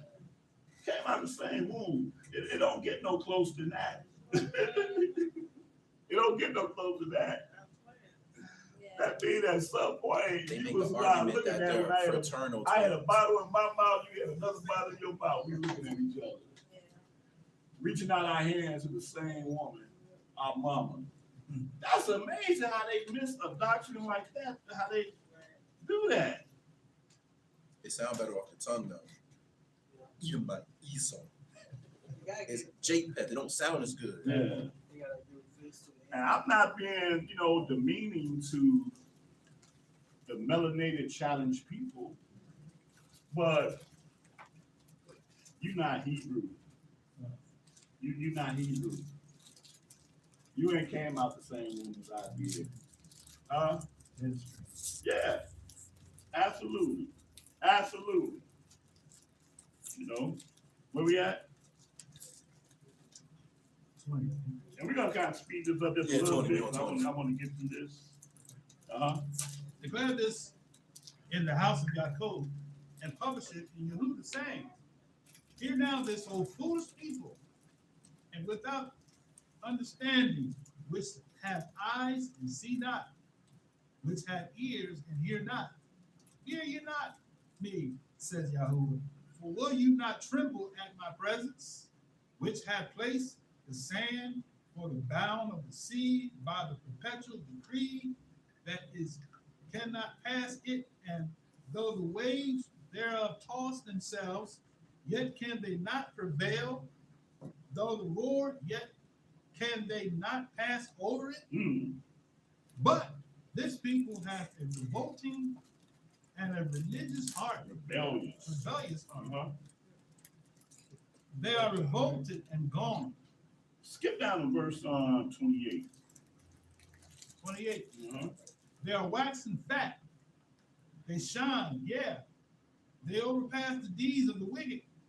They judge not the cause of the fatherless. Yet they prosper, and the right of the needy do they not judge. Shall I not visit for these things, says Yahuwah? Shall not my soul be avenged on such a nation as this?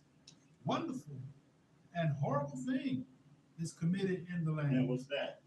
The prophets prophesied falsely, and the priests bear rule by their own means.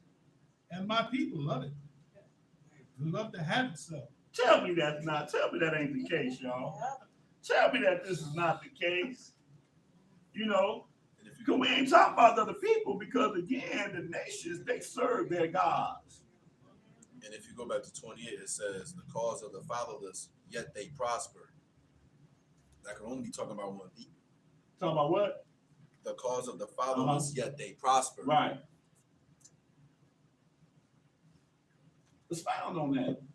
Only one group of people are known to be fatherless, but Okay. yet still prosper. Oh, okay.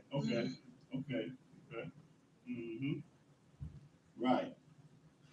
So here you was talking about in that present time as being a nation. As being a nation, we were acting like Republicans. we saw the fatherless and the needy. Like, man, they should build themselves up by their bootstraps. Build themselves up in the bootstraps. I'm sorry for y'all, but look, we ain't got money in our funding for that. Build yourself up by your bootstraps. If I can do it, you can do it. And do they not judge? No, they don't judge.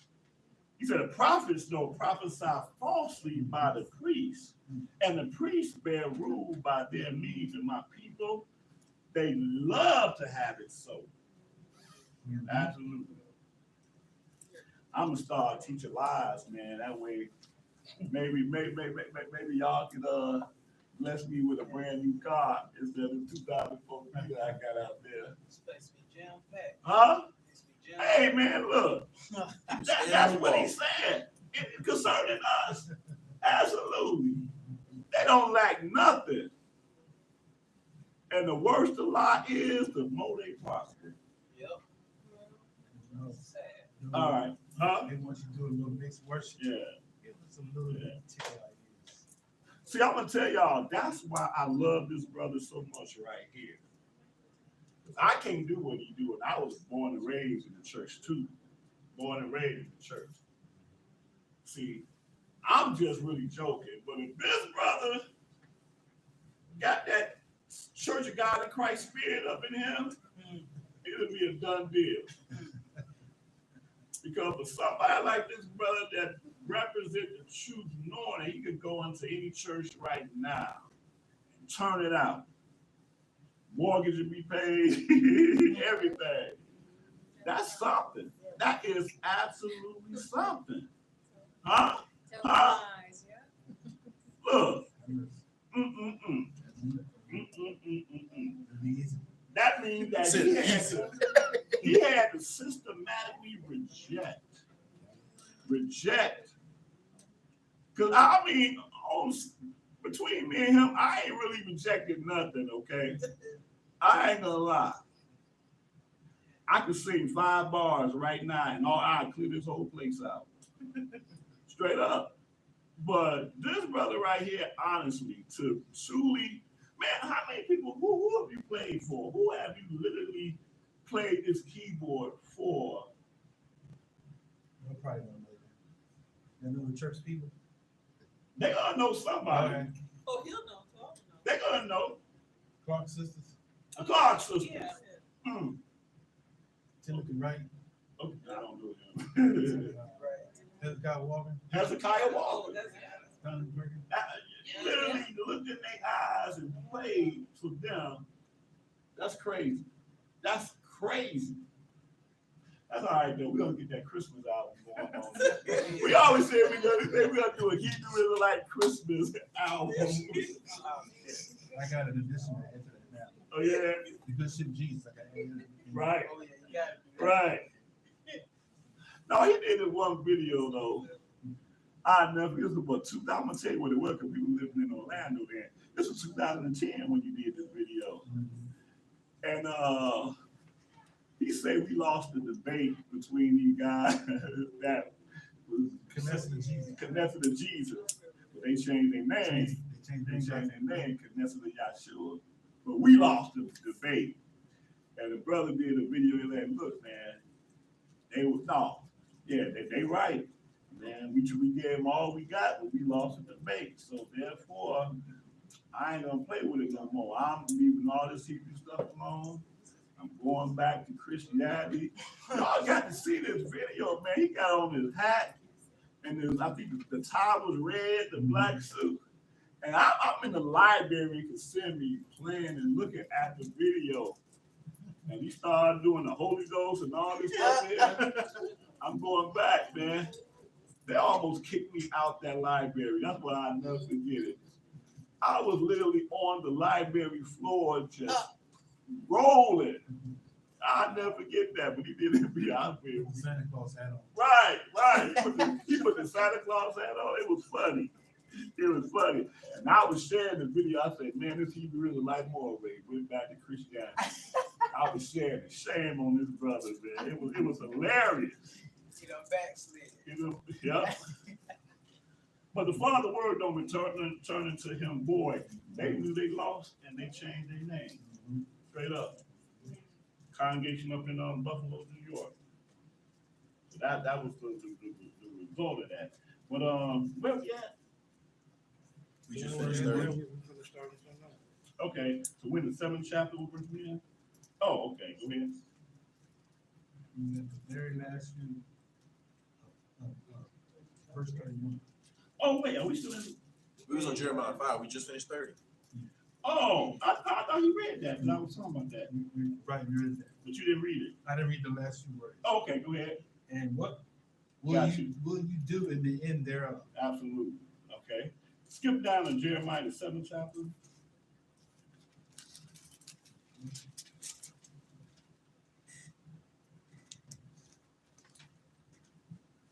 I'm gonna have to finish this next Shabbat, y'all, part 2. Jeremiah 7th chapter, start at the top.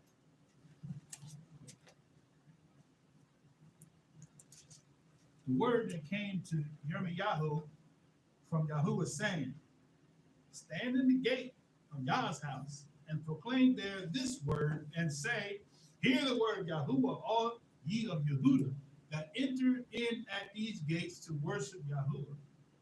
Thus saith Yahuwah of hosts, the Elohim of Yashrael, mend your ways and your doings, and I will cause you to dwell in this place. Now, these people, obviously, they come to the house of Yah. It says what? To worship. Enter in at these gates to worship Yahuwah. But what they're hearing is not something they want to hear. How about that? Come to the house of the Lord. You're going to praise him. But before you step in there, you are hearing truth that you don't want to hear. That's us. Because they don't want to hear the truth. But they will go into them harlot houses, assemble like troops in the harlot houses. That's what they hear at the gate to worship Yah. And thus say Yah host, the Elohim Israel, amend your ways in your doings. And I will cause you to dwell.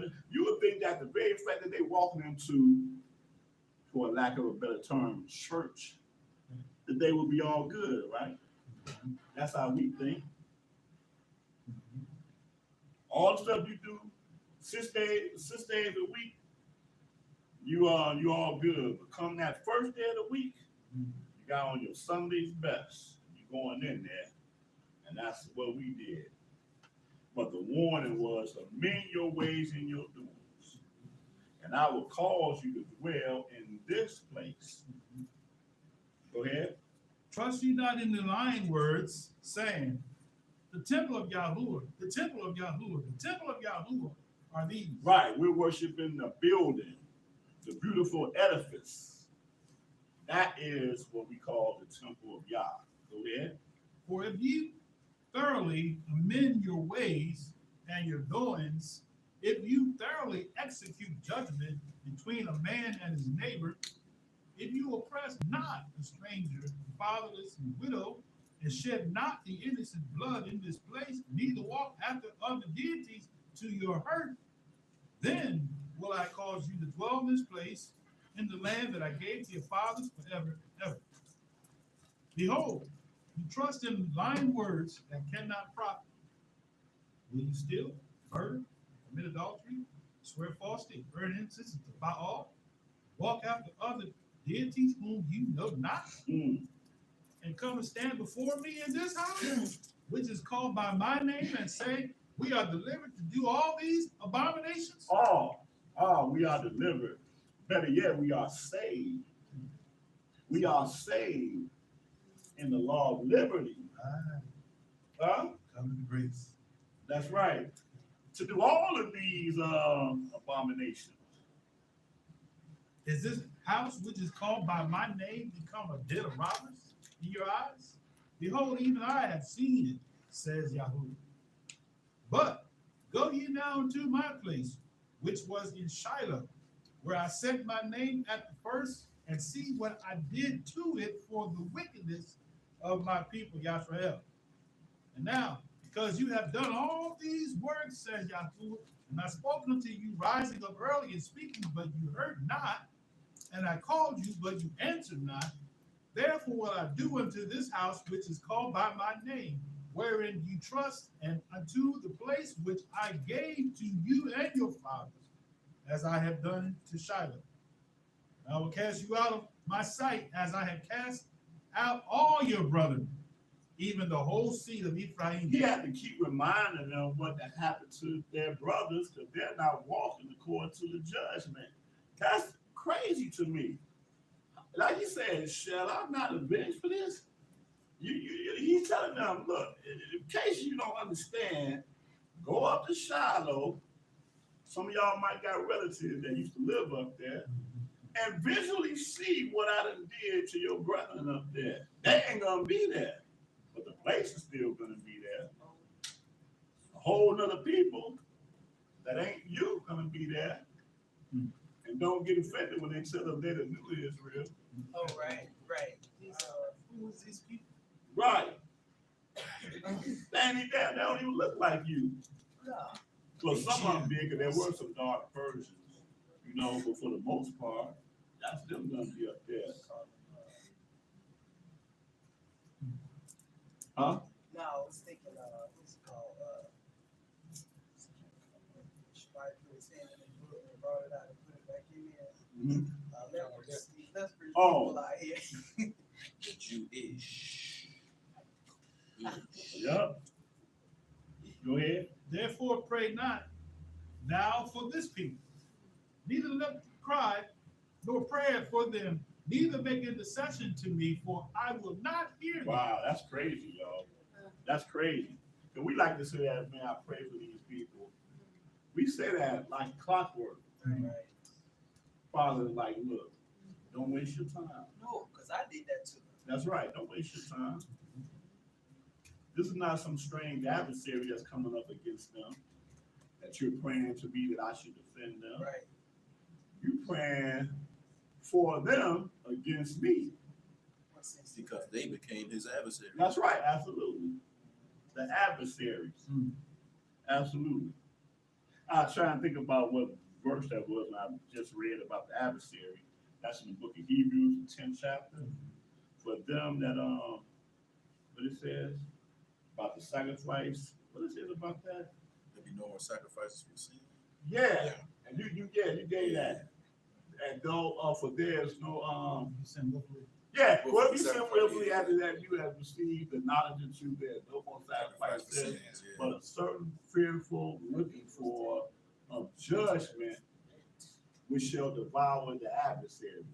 That's what I was thinking. Like you say, you don't become the adversary now. Right. Go ahead. Seest thou not what they do in the cities of Yehuda What they do. and in the streets of Jerusalem? The children gather wood, and the fathers kindle the fire, and the women knead their dough to make cakes to the queen of heaven, and pour out drink offerings unto other deities, that they may provoke me to anger. Do they provoke me to anger, says Yahuwah? Do they not provoke themselves to the confusion of their own faces? Wow. Do the Bible give a name for that deity that it's talking about?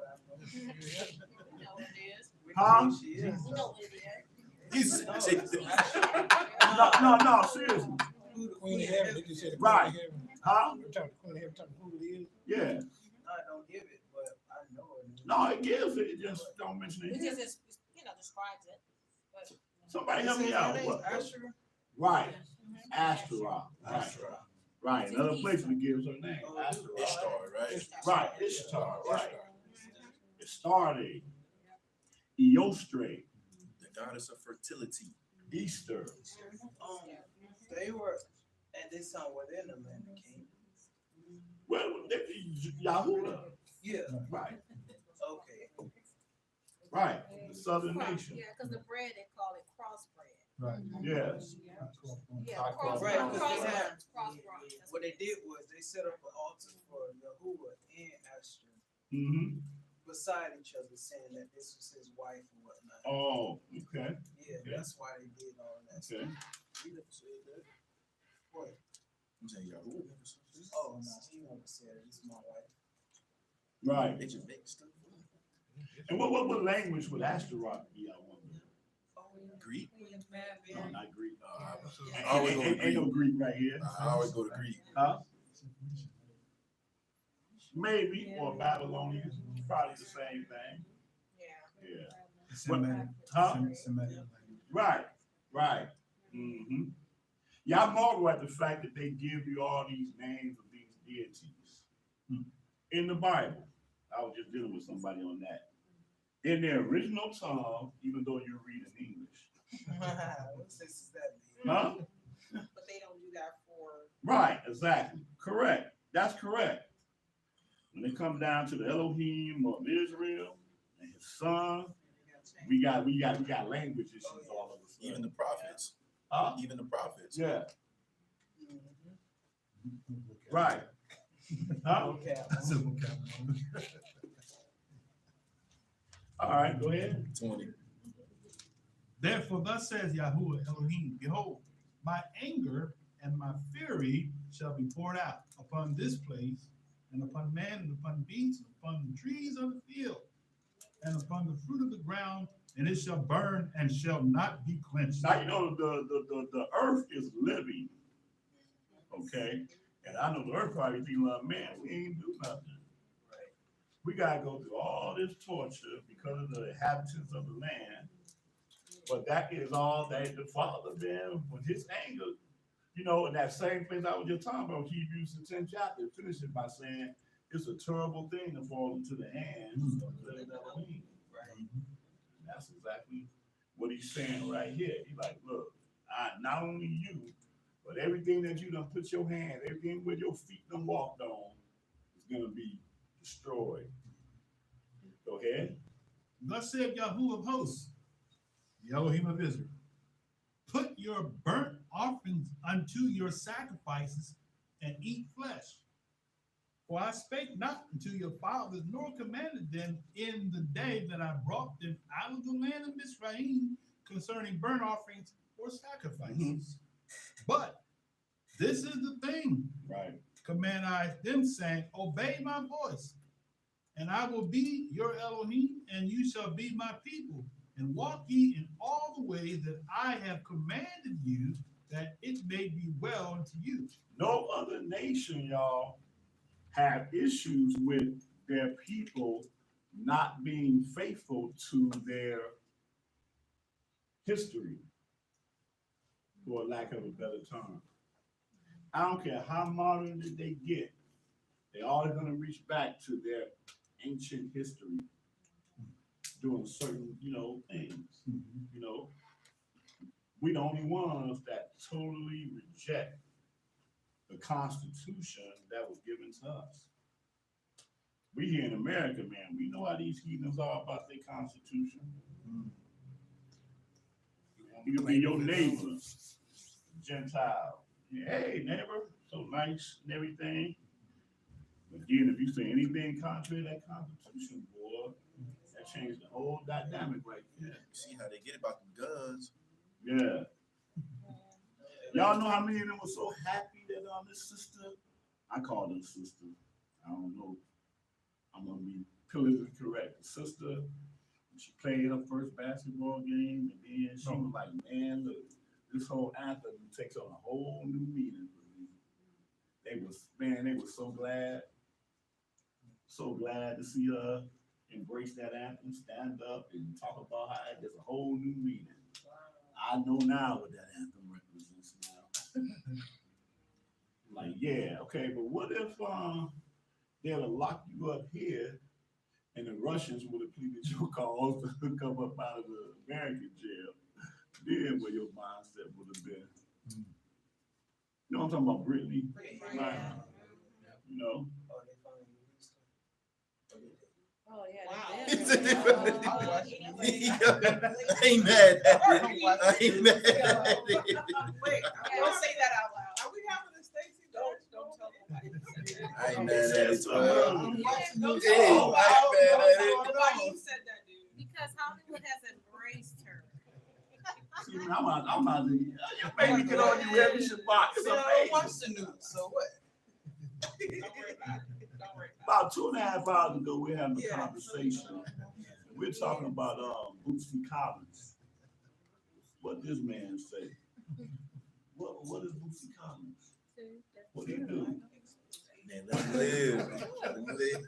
I'm sorry, bro. I almost had to call the hospital because I never, but y'all, I almost had to call the hospital on me the same thing. 12. You know what, though? It's all good. It's all good. At the end of the day, 12. I learned more. Man. A lot of people don't keep it on track. Yeah, man. The season has started and she's playing on the NBA doing a thing. Because it's too much. Huh? A lot of people don't see it because it's too much. Right, yeah. I know. Too much false. 12 be supplying a whole lot of hilarity on Shabbat, boy. Man. We still love that It's like- veteran. Yeah, but you're gonna kill me, y'all, before it's said and done. It's like asking what's the HI tape. Most of them don't know what that is. Now watch. By the way, What's the HI tape? where we at, man? 24. 24. But they hearken not nor incline their ears, but walk in the counsels and in the imagination of their evil heart, and went backwards and not forward. That's what we do. We keep going backwards. Since the day that your fathers came forth out of the land of Mizraim unto this day, I had even sent unto you all my servants, the prophets, daily, rising up early, and sending them. Right. Yet they hearkened not unto me, nor inclined their ears, but hardened their neck. They did worse than their fathers. Man. Therefore thou shalt speak all these words unto them, but they will not hearken to thee. Thou shalt also call unto them, but they will not answer thee. But thou shalt say unto them, this is a nation that obeyed not the voice of Yahweh, their Elohim, nor received correction. Truth is perished, and is cut off from their mouth. Cut off thine hair, O Yashrael, and cast it away, and take up a lamentation on high places, for Yahuwah have rejected and forsaken the generation of his wrath. Okay, you can stop there. Stop there. Let's turn our attention now to, the book of Isaiah. Yep. Yashrael, number 1. Everything that these prophets is saying, and again, I'm not really focused on the curse. I'm just focused on the attributes that we're reading. You know what I'm saying? The attributes. To understand that these are the same people. Amplified Shemaiah. Right. Oh, yeah. Characteristics. Right. The characteristics. Right. All right. Oh, man. It gets tiresome even reading this stuff, man. For real. Isaiah, 1st chapter. Man. I don't even think Jewish people even lay claim to the stuff that we be reading. It's hard for me to imagine.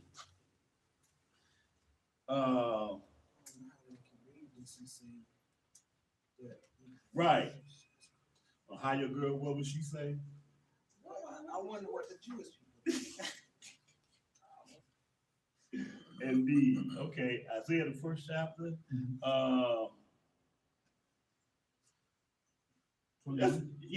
First chapter. No, skip that. No, verse 3. 3?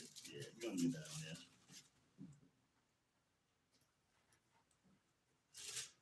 The ox knoweth his owner, and the ass his master's crib. But Israel does not know, my people does not consider. That's right. Them animals got better sense than we got. We do not know, neither do we consider. Man, like right now, have you ever considered that we might be the children of Israel, that we're Israelites? How that dude say? Don't tell me nothing else. Don't tell me nothing else. Yeah, the African American black preacher, I would do this, but here you come, bro. No. Sadly, he already knew what you were gonna say. Somehow he think that if you keep your mouth shut, he is removed from the judgment. Apparently, But the book is in your hand. yeah, exactly, absolutely, right in the brother's hands. But Yeah, it's So where we got that book. it resonates. right. When you like, look, I know I'm reading stuff, but how can I know without a preacher? And don't the preacher got to be sent? And you was the preacher. Oh no, bro, not now. Go ahead. A sinful nation, a people laden with iniquity, a seed of evildoers, children that are corrupters. They have forsaken Yahuwah. They have provoked the Kodesh one of Israel unto anger. They are gone away back. That one verse is our epithet right there. That's it. Sinful nation, people laden with iniquity. That means, huh? That's a spoken word piece right Yeah, absolutely it is. You know what laden means? You ever had a meal like some noodles or something, and it was a whole bunch of salt in it, so much salt that it made your face scrunch up? That's what laden is. Laden means everywhere you look, it was iniquity. Wow. A seed of evildoers. Huh? I can hear it. I know, yeah. I can't wait to hear it. All right, good. Oh, Uh-huh. They have provoked the Holy One of Yashrael into anger. They are gone away back. Go ahead. Why should ye be stricken anymore? Ye will revolt more and more. The whole head is sick, and the whole heart is faint. From the sole of the foot even unto the head, there is no soundness in it, but wounds and bruises and putrefying sores. They have not been closed, neither bound up, neither mollified with ointment. If y'all ever listen to, like I said, Marcus Garvey, this is what he sounds like right here. He speaks just like this right here. Go ahead. Your country is desolate. Your cities are burned with fire. Your land strangers devour it in your presence. And it is desolate as overthrown by strangers. He said they devour it in their presence, man. That's the reason why I can't go over there, man. I can't go into this place that shares the same last name as mine. I can't do it. I cannot do it. I'll tell you, I would be locked up if I went to Israel. I kid you not. I kid you not. I'd go any place in this world and act like a tourist. My land? Huh? My land? Say again? But my land? Right. No, I cannot do it. I could not do it, man. I wouldn't even set myself up like that. But that's what he says. He said, strangers devoured it in your presence. That's like you paying your mortgage at your house and you got somebody else come up in there. James coming in there. Eating your food, running your lights up, sleeping in your bed, drinking your water, playing with your lady. I don't even allow my friend to come over to my house with groceries, with pork and shrimp and stuff like that in my house. Huh? So that's a friend. But see, somebody that ain't your friend, they'll do worse than that. They'll throw it in your microwave. Man. Have your whole house smell like shrimp. And that's why I don't have a microwave. That's another story. Go ahead. Except Yahuwah of hosts had left unto us a very small remnant, we would have been as Sodom, and we should have been like unto Gomorrah. Absolutely, y'all. We are the remnant. All of these years, man, we got a seed that allowed to live through all of that we done went through from this point to that. That ain't nothing to sneeze at. Because the Father said, only I was able to do that. Only I was able to do that. Because if it wasn't for this covenant, bro, y'all would be out of here. We shouldn't even made it past the wilderness, truth be told. Shemaiah had to stand in the gaps and pretty much tell the Father to calm yourself. That's what he did. Right. That was the intercessor right there. We said one like unto Shemaiah. That's who Yashua pretty much represented. Because this dude was an intercessor among intercessors. We say that, Yashua gave his life, but Shemaiah was willing to do it as well. He didn't take no second thought about doing it. How many of us stand up here and say, look, man, if you kill these people, white knuckles by the book of life, I can't say I would have been one of those people.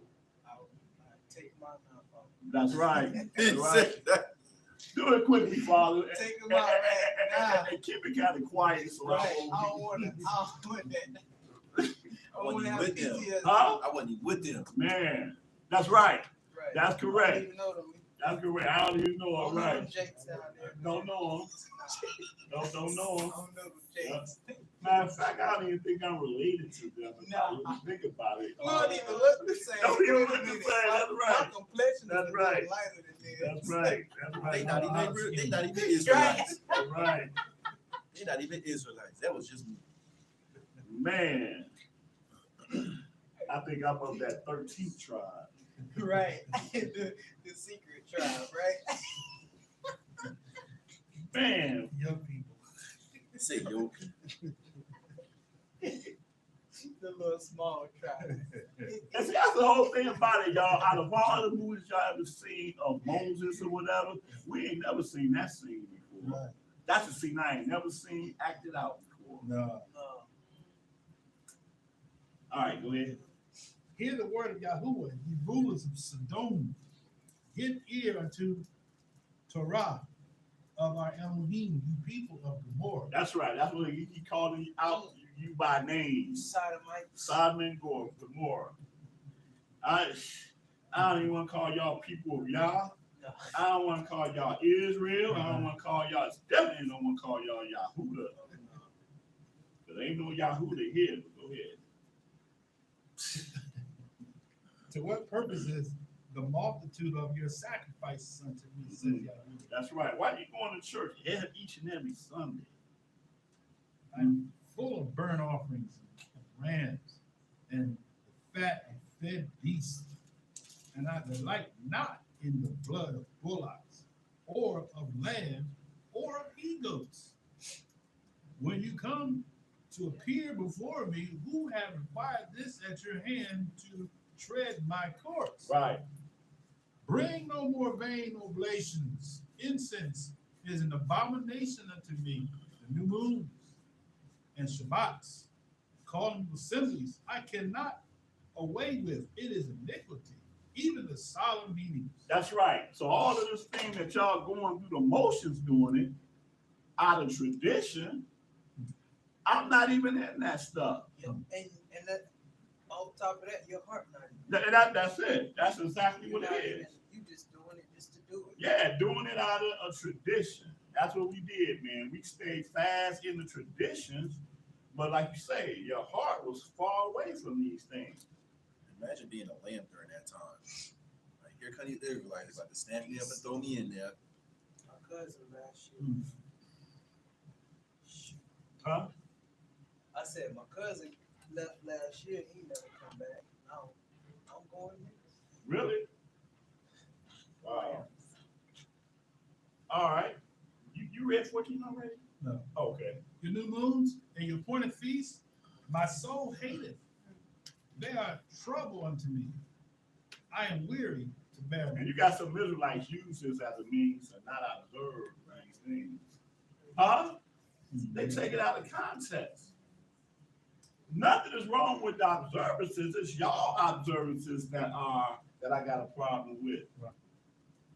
You know, in some congregations, not this one, but some, because I just heard one of them bigger ones talk about this. Man, y'all don't even keep the Sabbath, but when it comes down to the feast days, y'all, we ain't seen y'all in the whole year.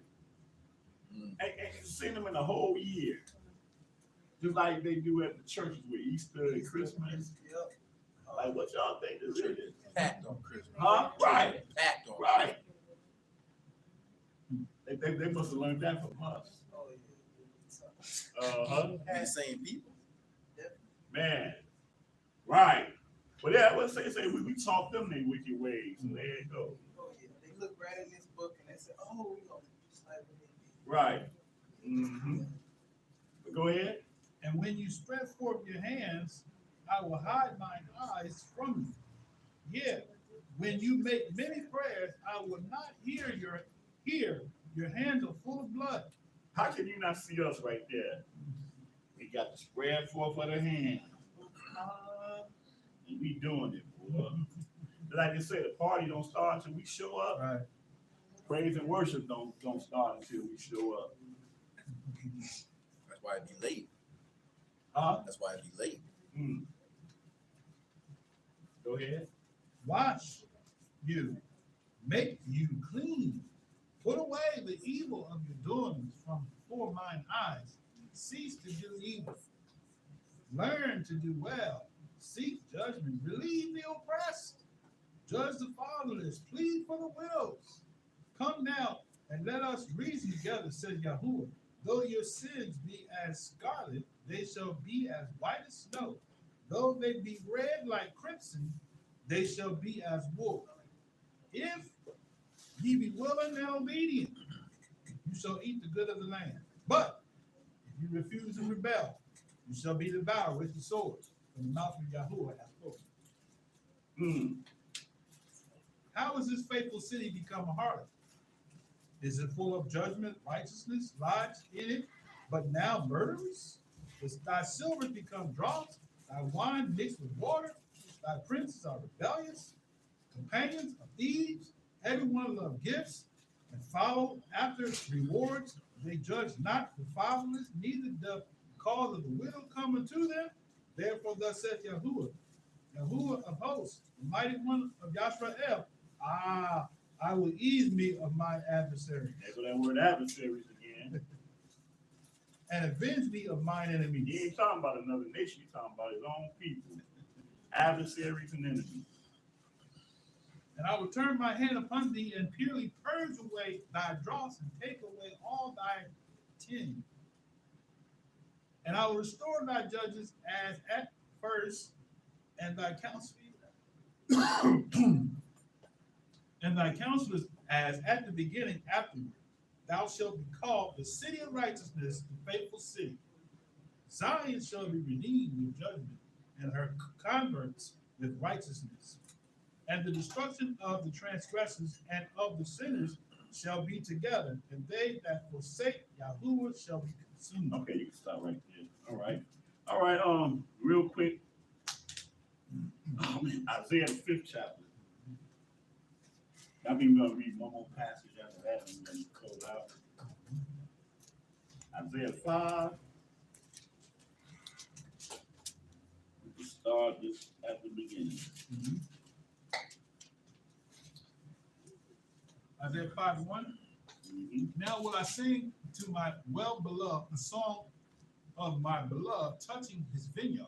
My well-beloved hath a vineyard in a very fruitful hill, and he fenced it and gathered out the stones thereof, and planted it with the choicest vine, and built a tower in the midst of it, and also made a winepress therein, and he looked that it should bring forth grapes, and it brought forth wild grapes.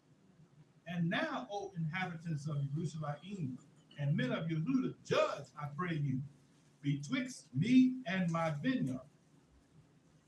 What could have been done more to my vineyard that I had not done in it? There go that question again. I love this question. Go ahead. Wherefore, when I looked that it should bring forth grapes, brought it forth wild grapes. And now, go to, I will tell you what I will do to my vineyard. I will take away the heads thereof, and it shall be eaten up, and break down the wall thereof, and it shall be trodden down. And I will lay it waste. It shall not be pruned, nor digged, but there shall come up briars and thorns. I will also command the clouds that they rain no rain upon it. Yeah, hallelujah. Skip down, though. Skip down to verse 11. Verse 11. Woe unto them that rise up early in the morning, that they may follow strong drink, and continue until night, till wine inflame them. The harp and the viol, tabret, pipe, wine are in their feast, but they regard not the work of Yahuwah, neither consider the operation of his hand. Like I said, a party don't start till we show up. And that's what we be about, boy. Everybody know you. You can't have no good party, man, unless we there. If we there, you got everybody faded. And that's what you're talking about right here, man. That's what we concern ourselves with. Party, we live for that party. And the Father ain't got no part in it whatsoever. Go ahead. Therefore, my people are going into captivity, because they have no knowledge, and their honorable men are famished, and their multitude dried up with thirst. Right, and that's the deep thing about that. See, my salvation ain't got nothing to do with knowledge. My salvation is strictly according to my belief. Nothing more, nothing less. All this big book here, I ain't got nothing about. All I know is that Jesus saved. That's right. All I know. That's what Paul said that in one of his letters. He said, I'm paraphrasing, I taught nothing except Jesus, something he said. Jesus Christ and him crucified. Right! Right. That's all I'm preaching. That's what he said. Absolutely what he said in one of his letters. I said, that's it. That's the gospel. That's the gospel. Say raw and uncut. That's it. That's it. That's the only thing I'm preaching. Nothing more, nothing less. Therefore, hell have enlarged itself and opened their mouth without measure, and their glory and their multitude and their pomp. And he that rejoiceth shall descend into it. And the mean man shall be brought down, and the mighty man shall be humbled, and the eyes of all the lofty shall be humbled. But Yahuwah host shall be exalted. Judgment, Elohim, that is Kodesh, shall be sanctified. Skip down to 20.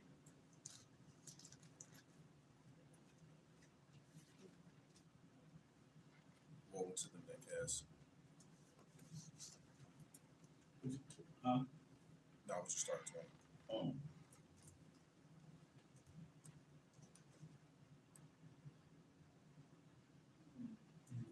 Twenty. 20, yeah.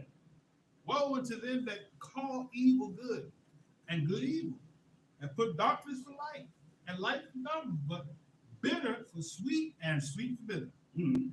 Woe unto them that are wise in their own eyes and prudent in their own sight. That's right. Because when you wise in your own eyes, you teach philosophical things. Huh? Right. Philosophical. like your boy. I ain't gonna mention his name. Bro, if Jesus ain't the name of the Messiah, then why is his name right here in the book?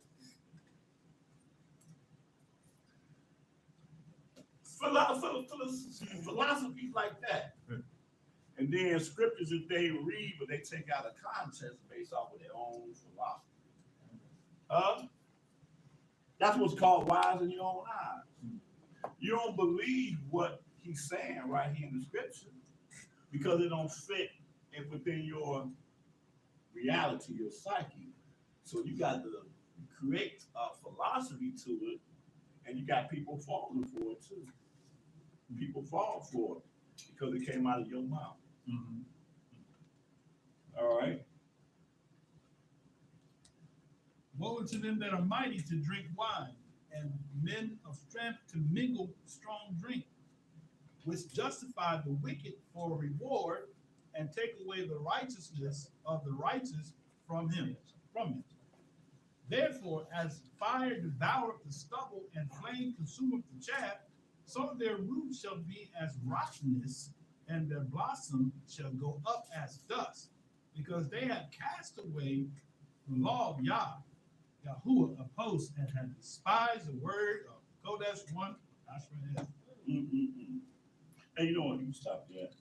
I'm going to Isaiah 51. We're going to read just a little bit of this, and we're going to go ahead and close out. Tune in, that's Shabbat, part 2 of this. Isaiah 51. 22 and 23 sound interesting, though. Oh, wait, Chapter. okay. Go ahead. Which Back what we justify said. the wicked for reward. That's like saying, oh, it was the alcohol. That's why I did it. Isaiah 51. Yep, Isaiah 51. Let me see. Yeah, Isaiah 51. Let's just read verse 17.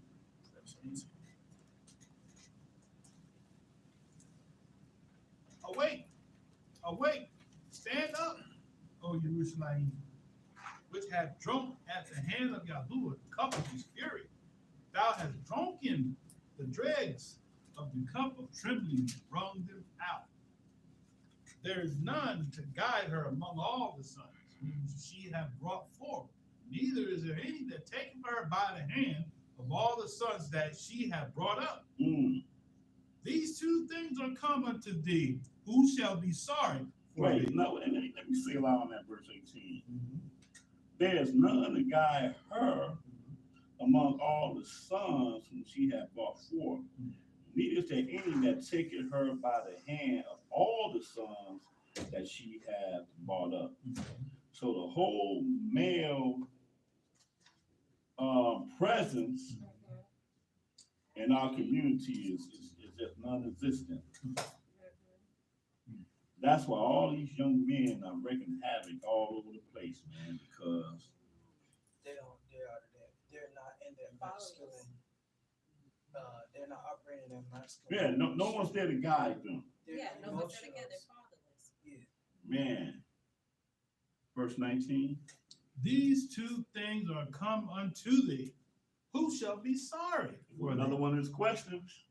I'm gonna tell these two things gonna come upon thee, and when they come upon thee, you tell me who's gonna be sorry for you.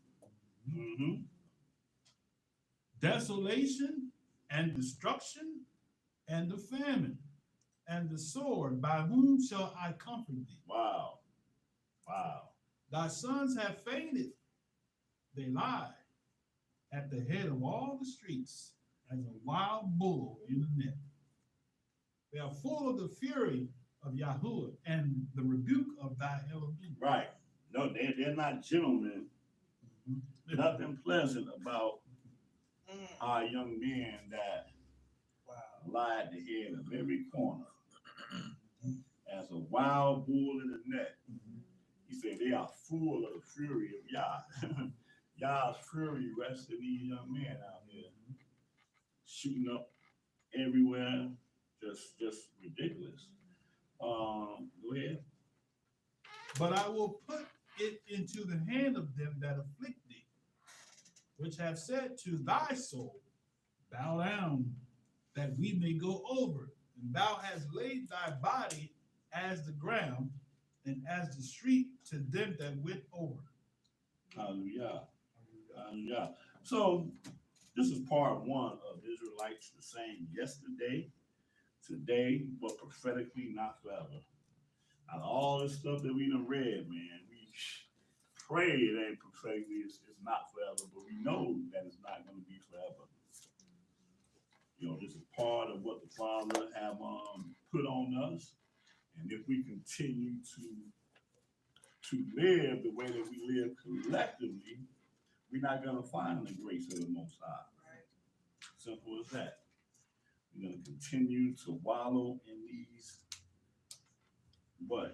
these environments that we are in.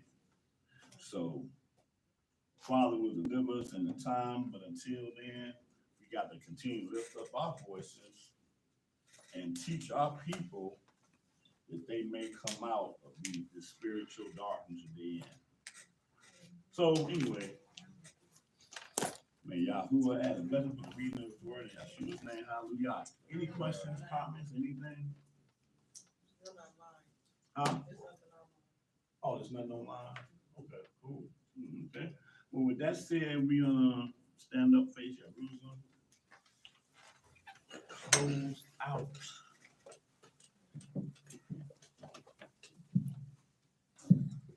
You know what? Sweat. Close out. Hallelujah. Hallelujah. Yahuwah, we thank you for this day. We thank you for what you're doing in our lives. Our Father who is in the heavens, set apart is your name. Allow your kingdom to come, your will be done on earth as it is in the heavens. Father, you will give us this day our daily bread and forgive us of our debts as we forgive our debtors. And lead us not into trial, but deliver us from the wicked one. For yours is the kingdom, power, and the glory forever. Yahuwah, we give you honor, all glory, and esteem to you. El Elyon, El Yahuwah. We ask that you keep us, lead us, and guide us into all truth, Father Yahuwah. Father, we ask you to forgive us of the sins of our forefathers. Father, allow us not to walk after their iniquity or their unrighteousness, but Father, to repent of everything that they've done and that we've done, Father. If there's anything that we've done or said that's not pleasing to your sight or your ears, Father, you will forgive us. Allow us to speak truth. Allow us to walk in the truth. And Father, you, Lord, do not take your Ruach HaKodesh away from us, but fill us up with it. Keep us, Father, you, Lord. We'll always give you honor and all the glory. In Yeshua HaMashiach, name we pray. Hallelujah. Hallelujah.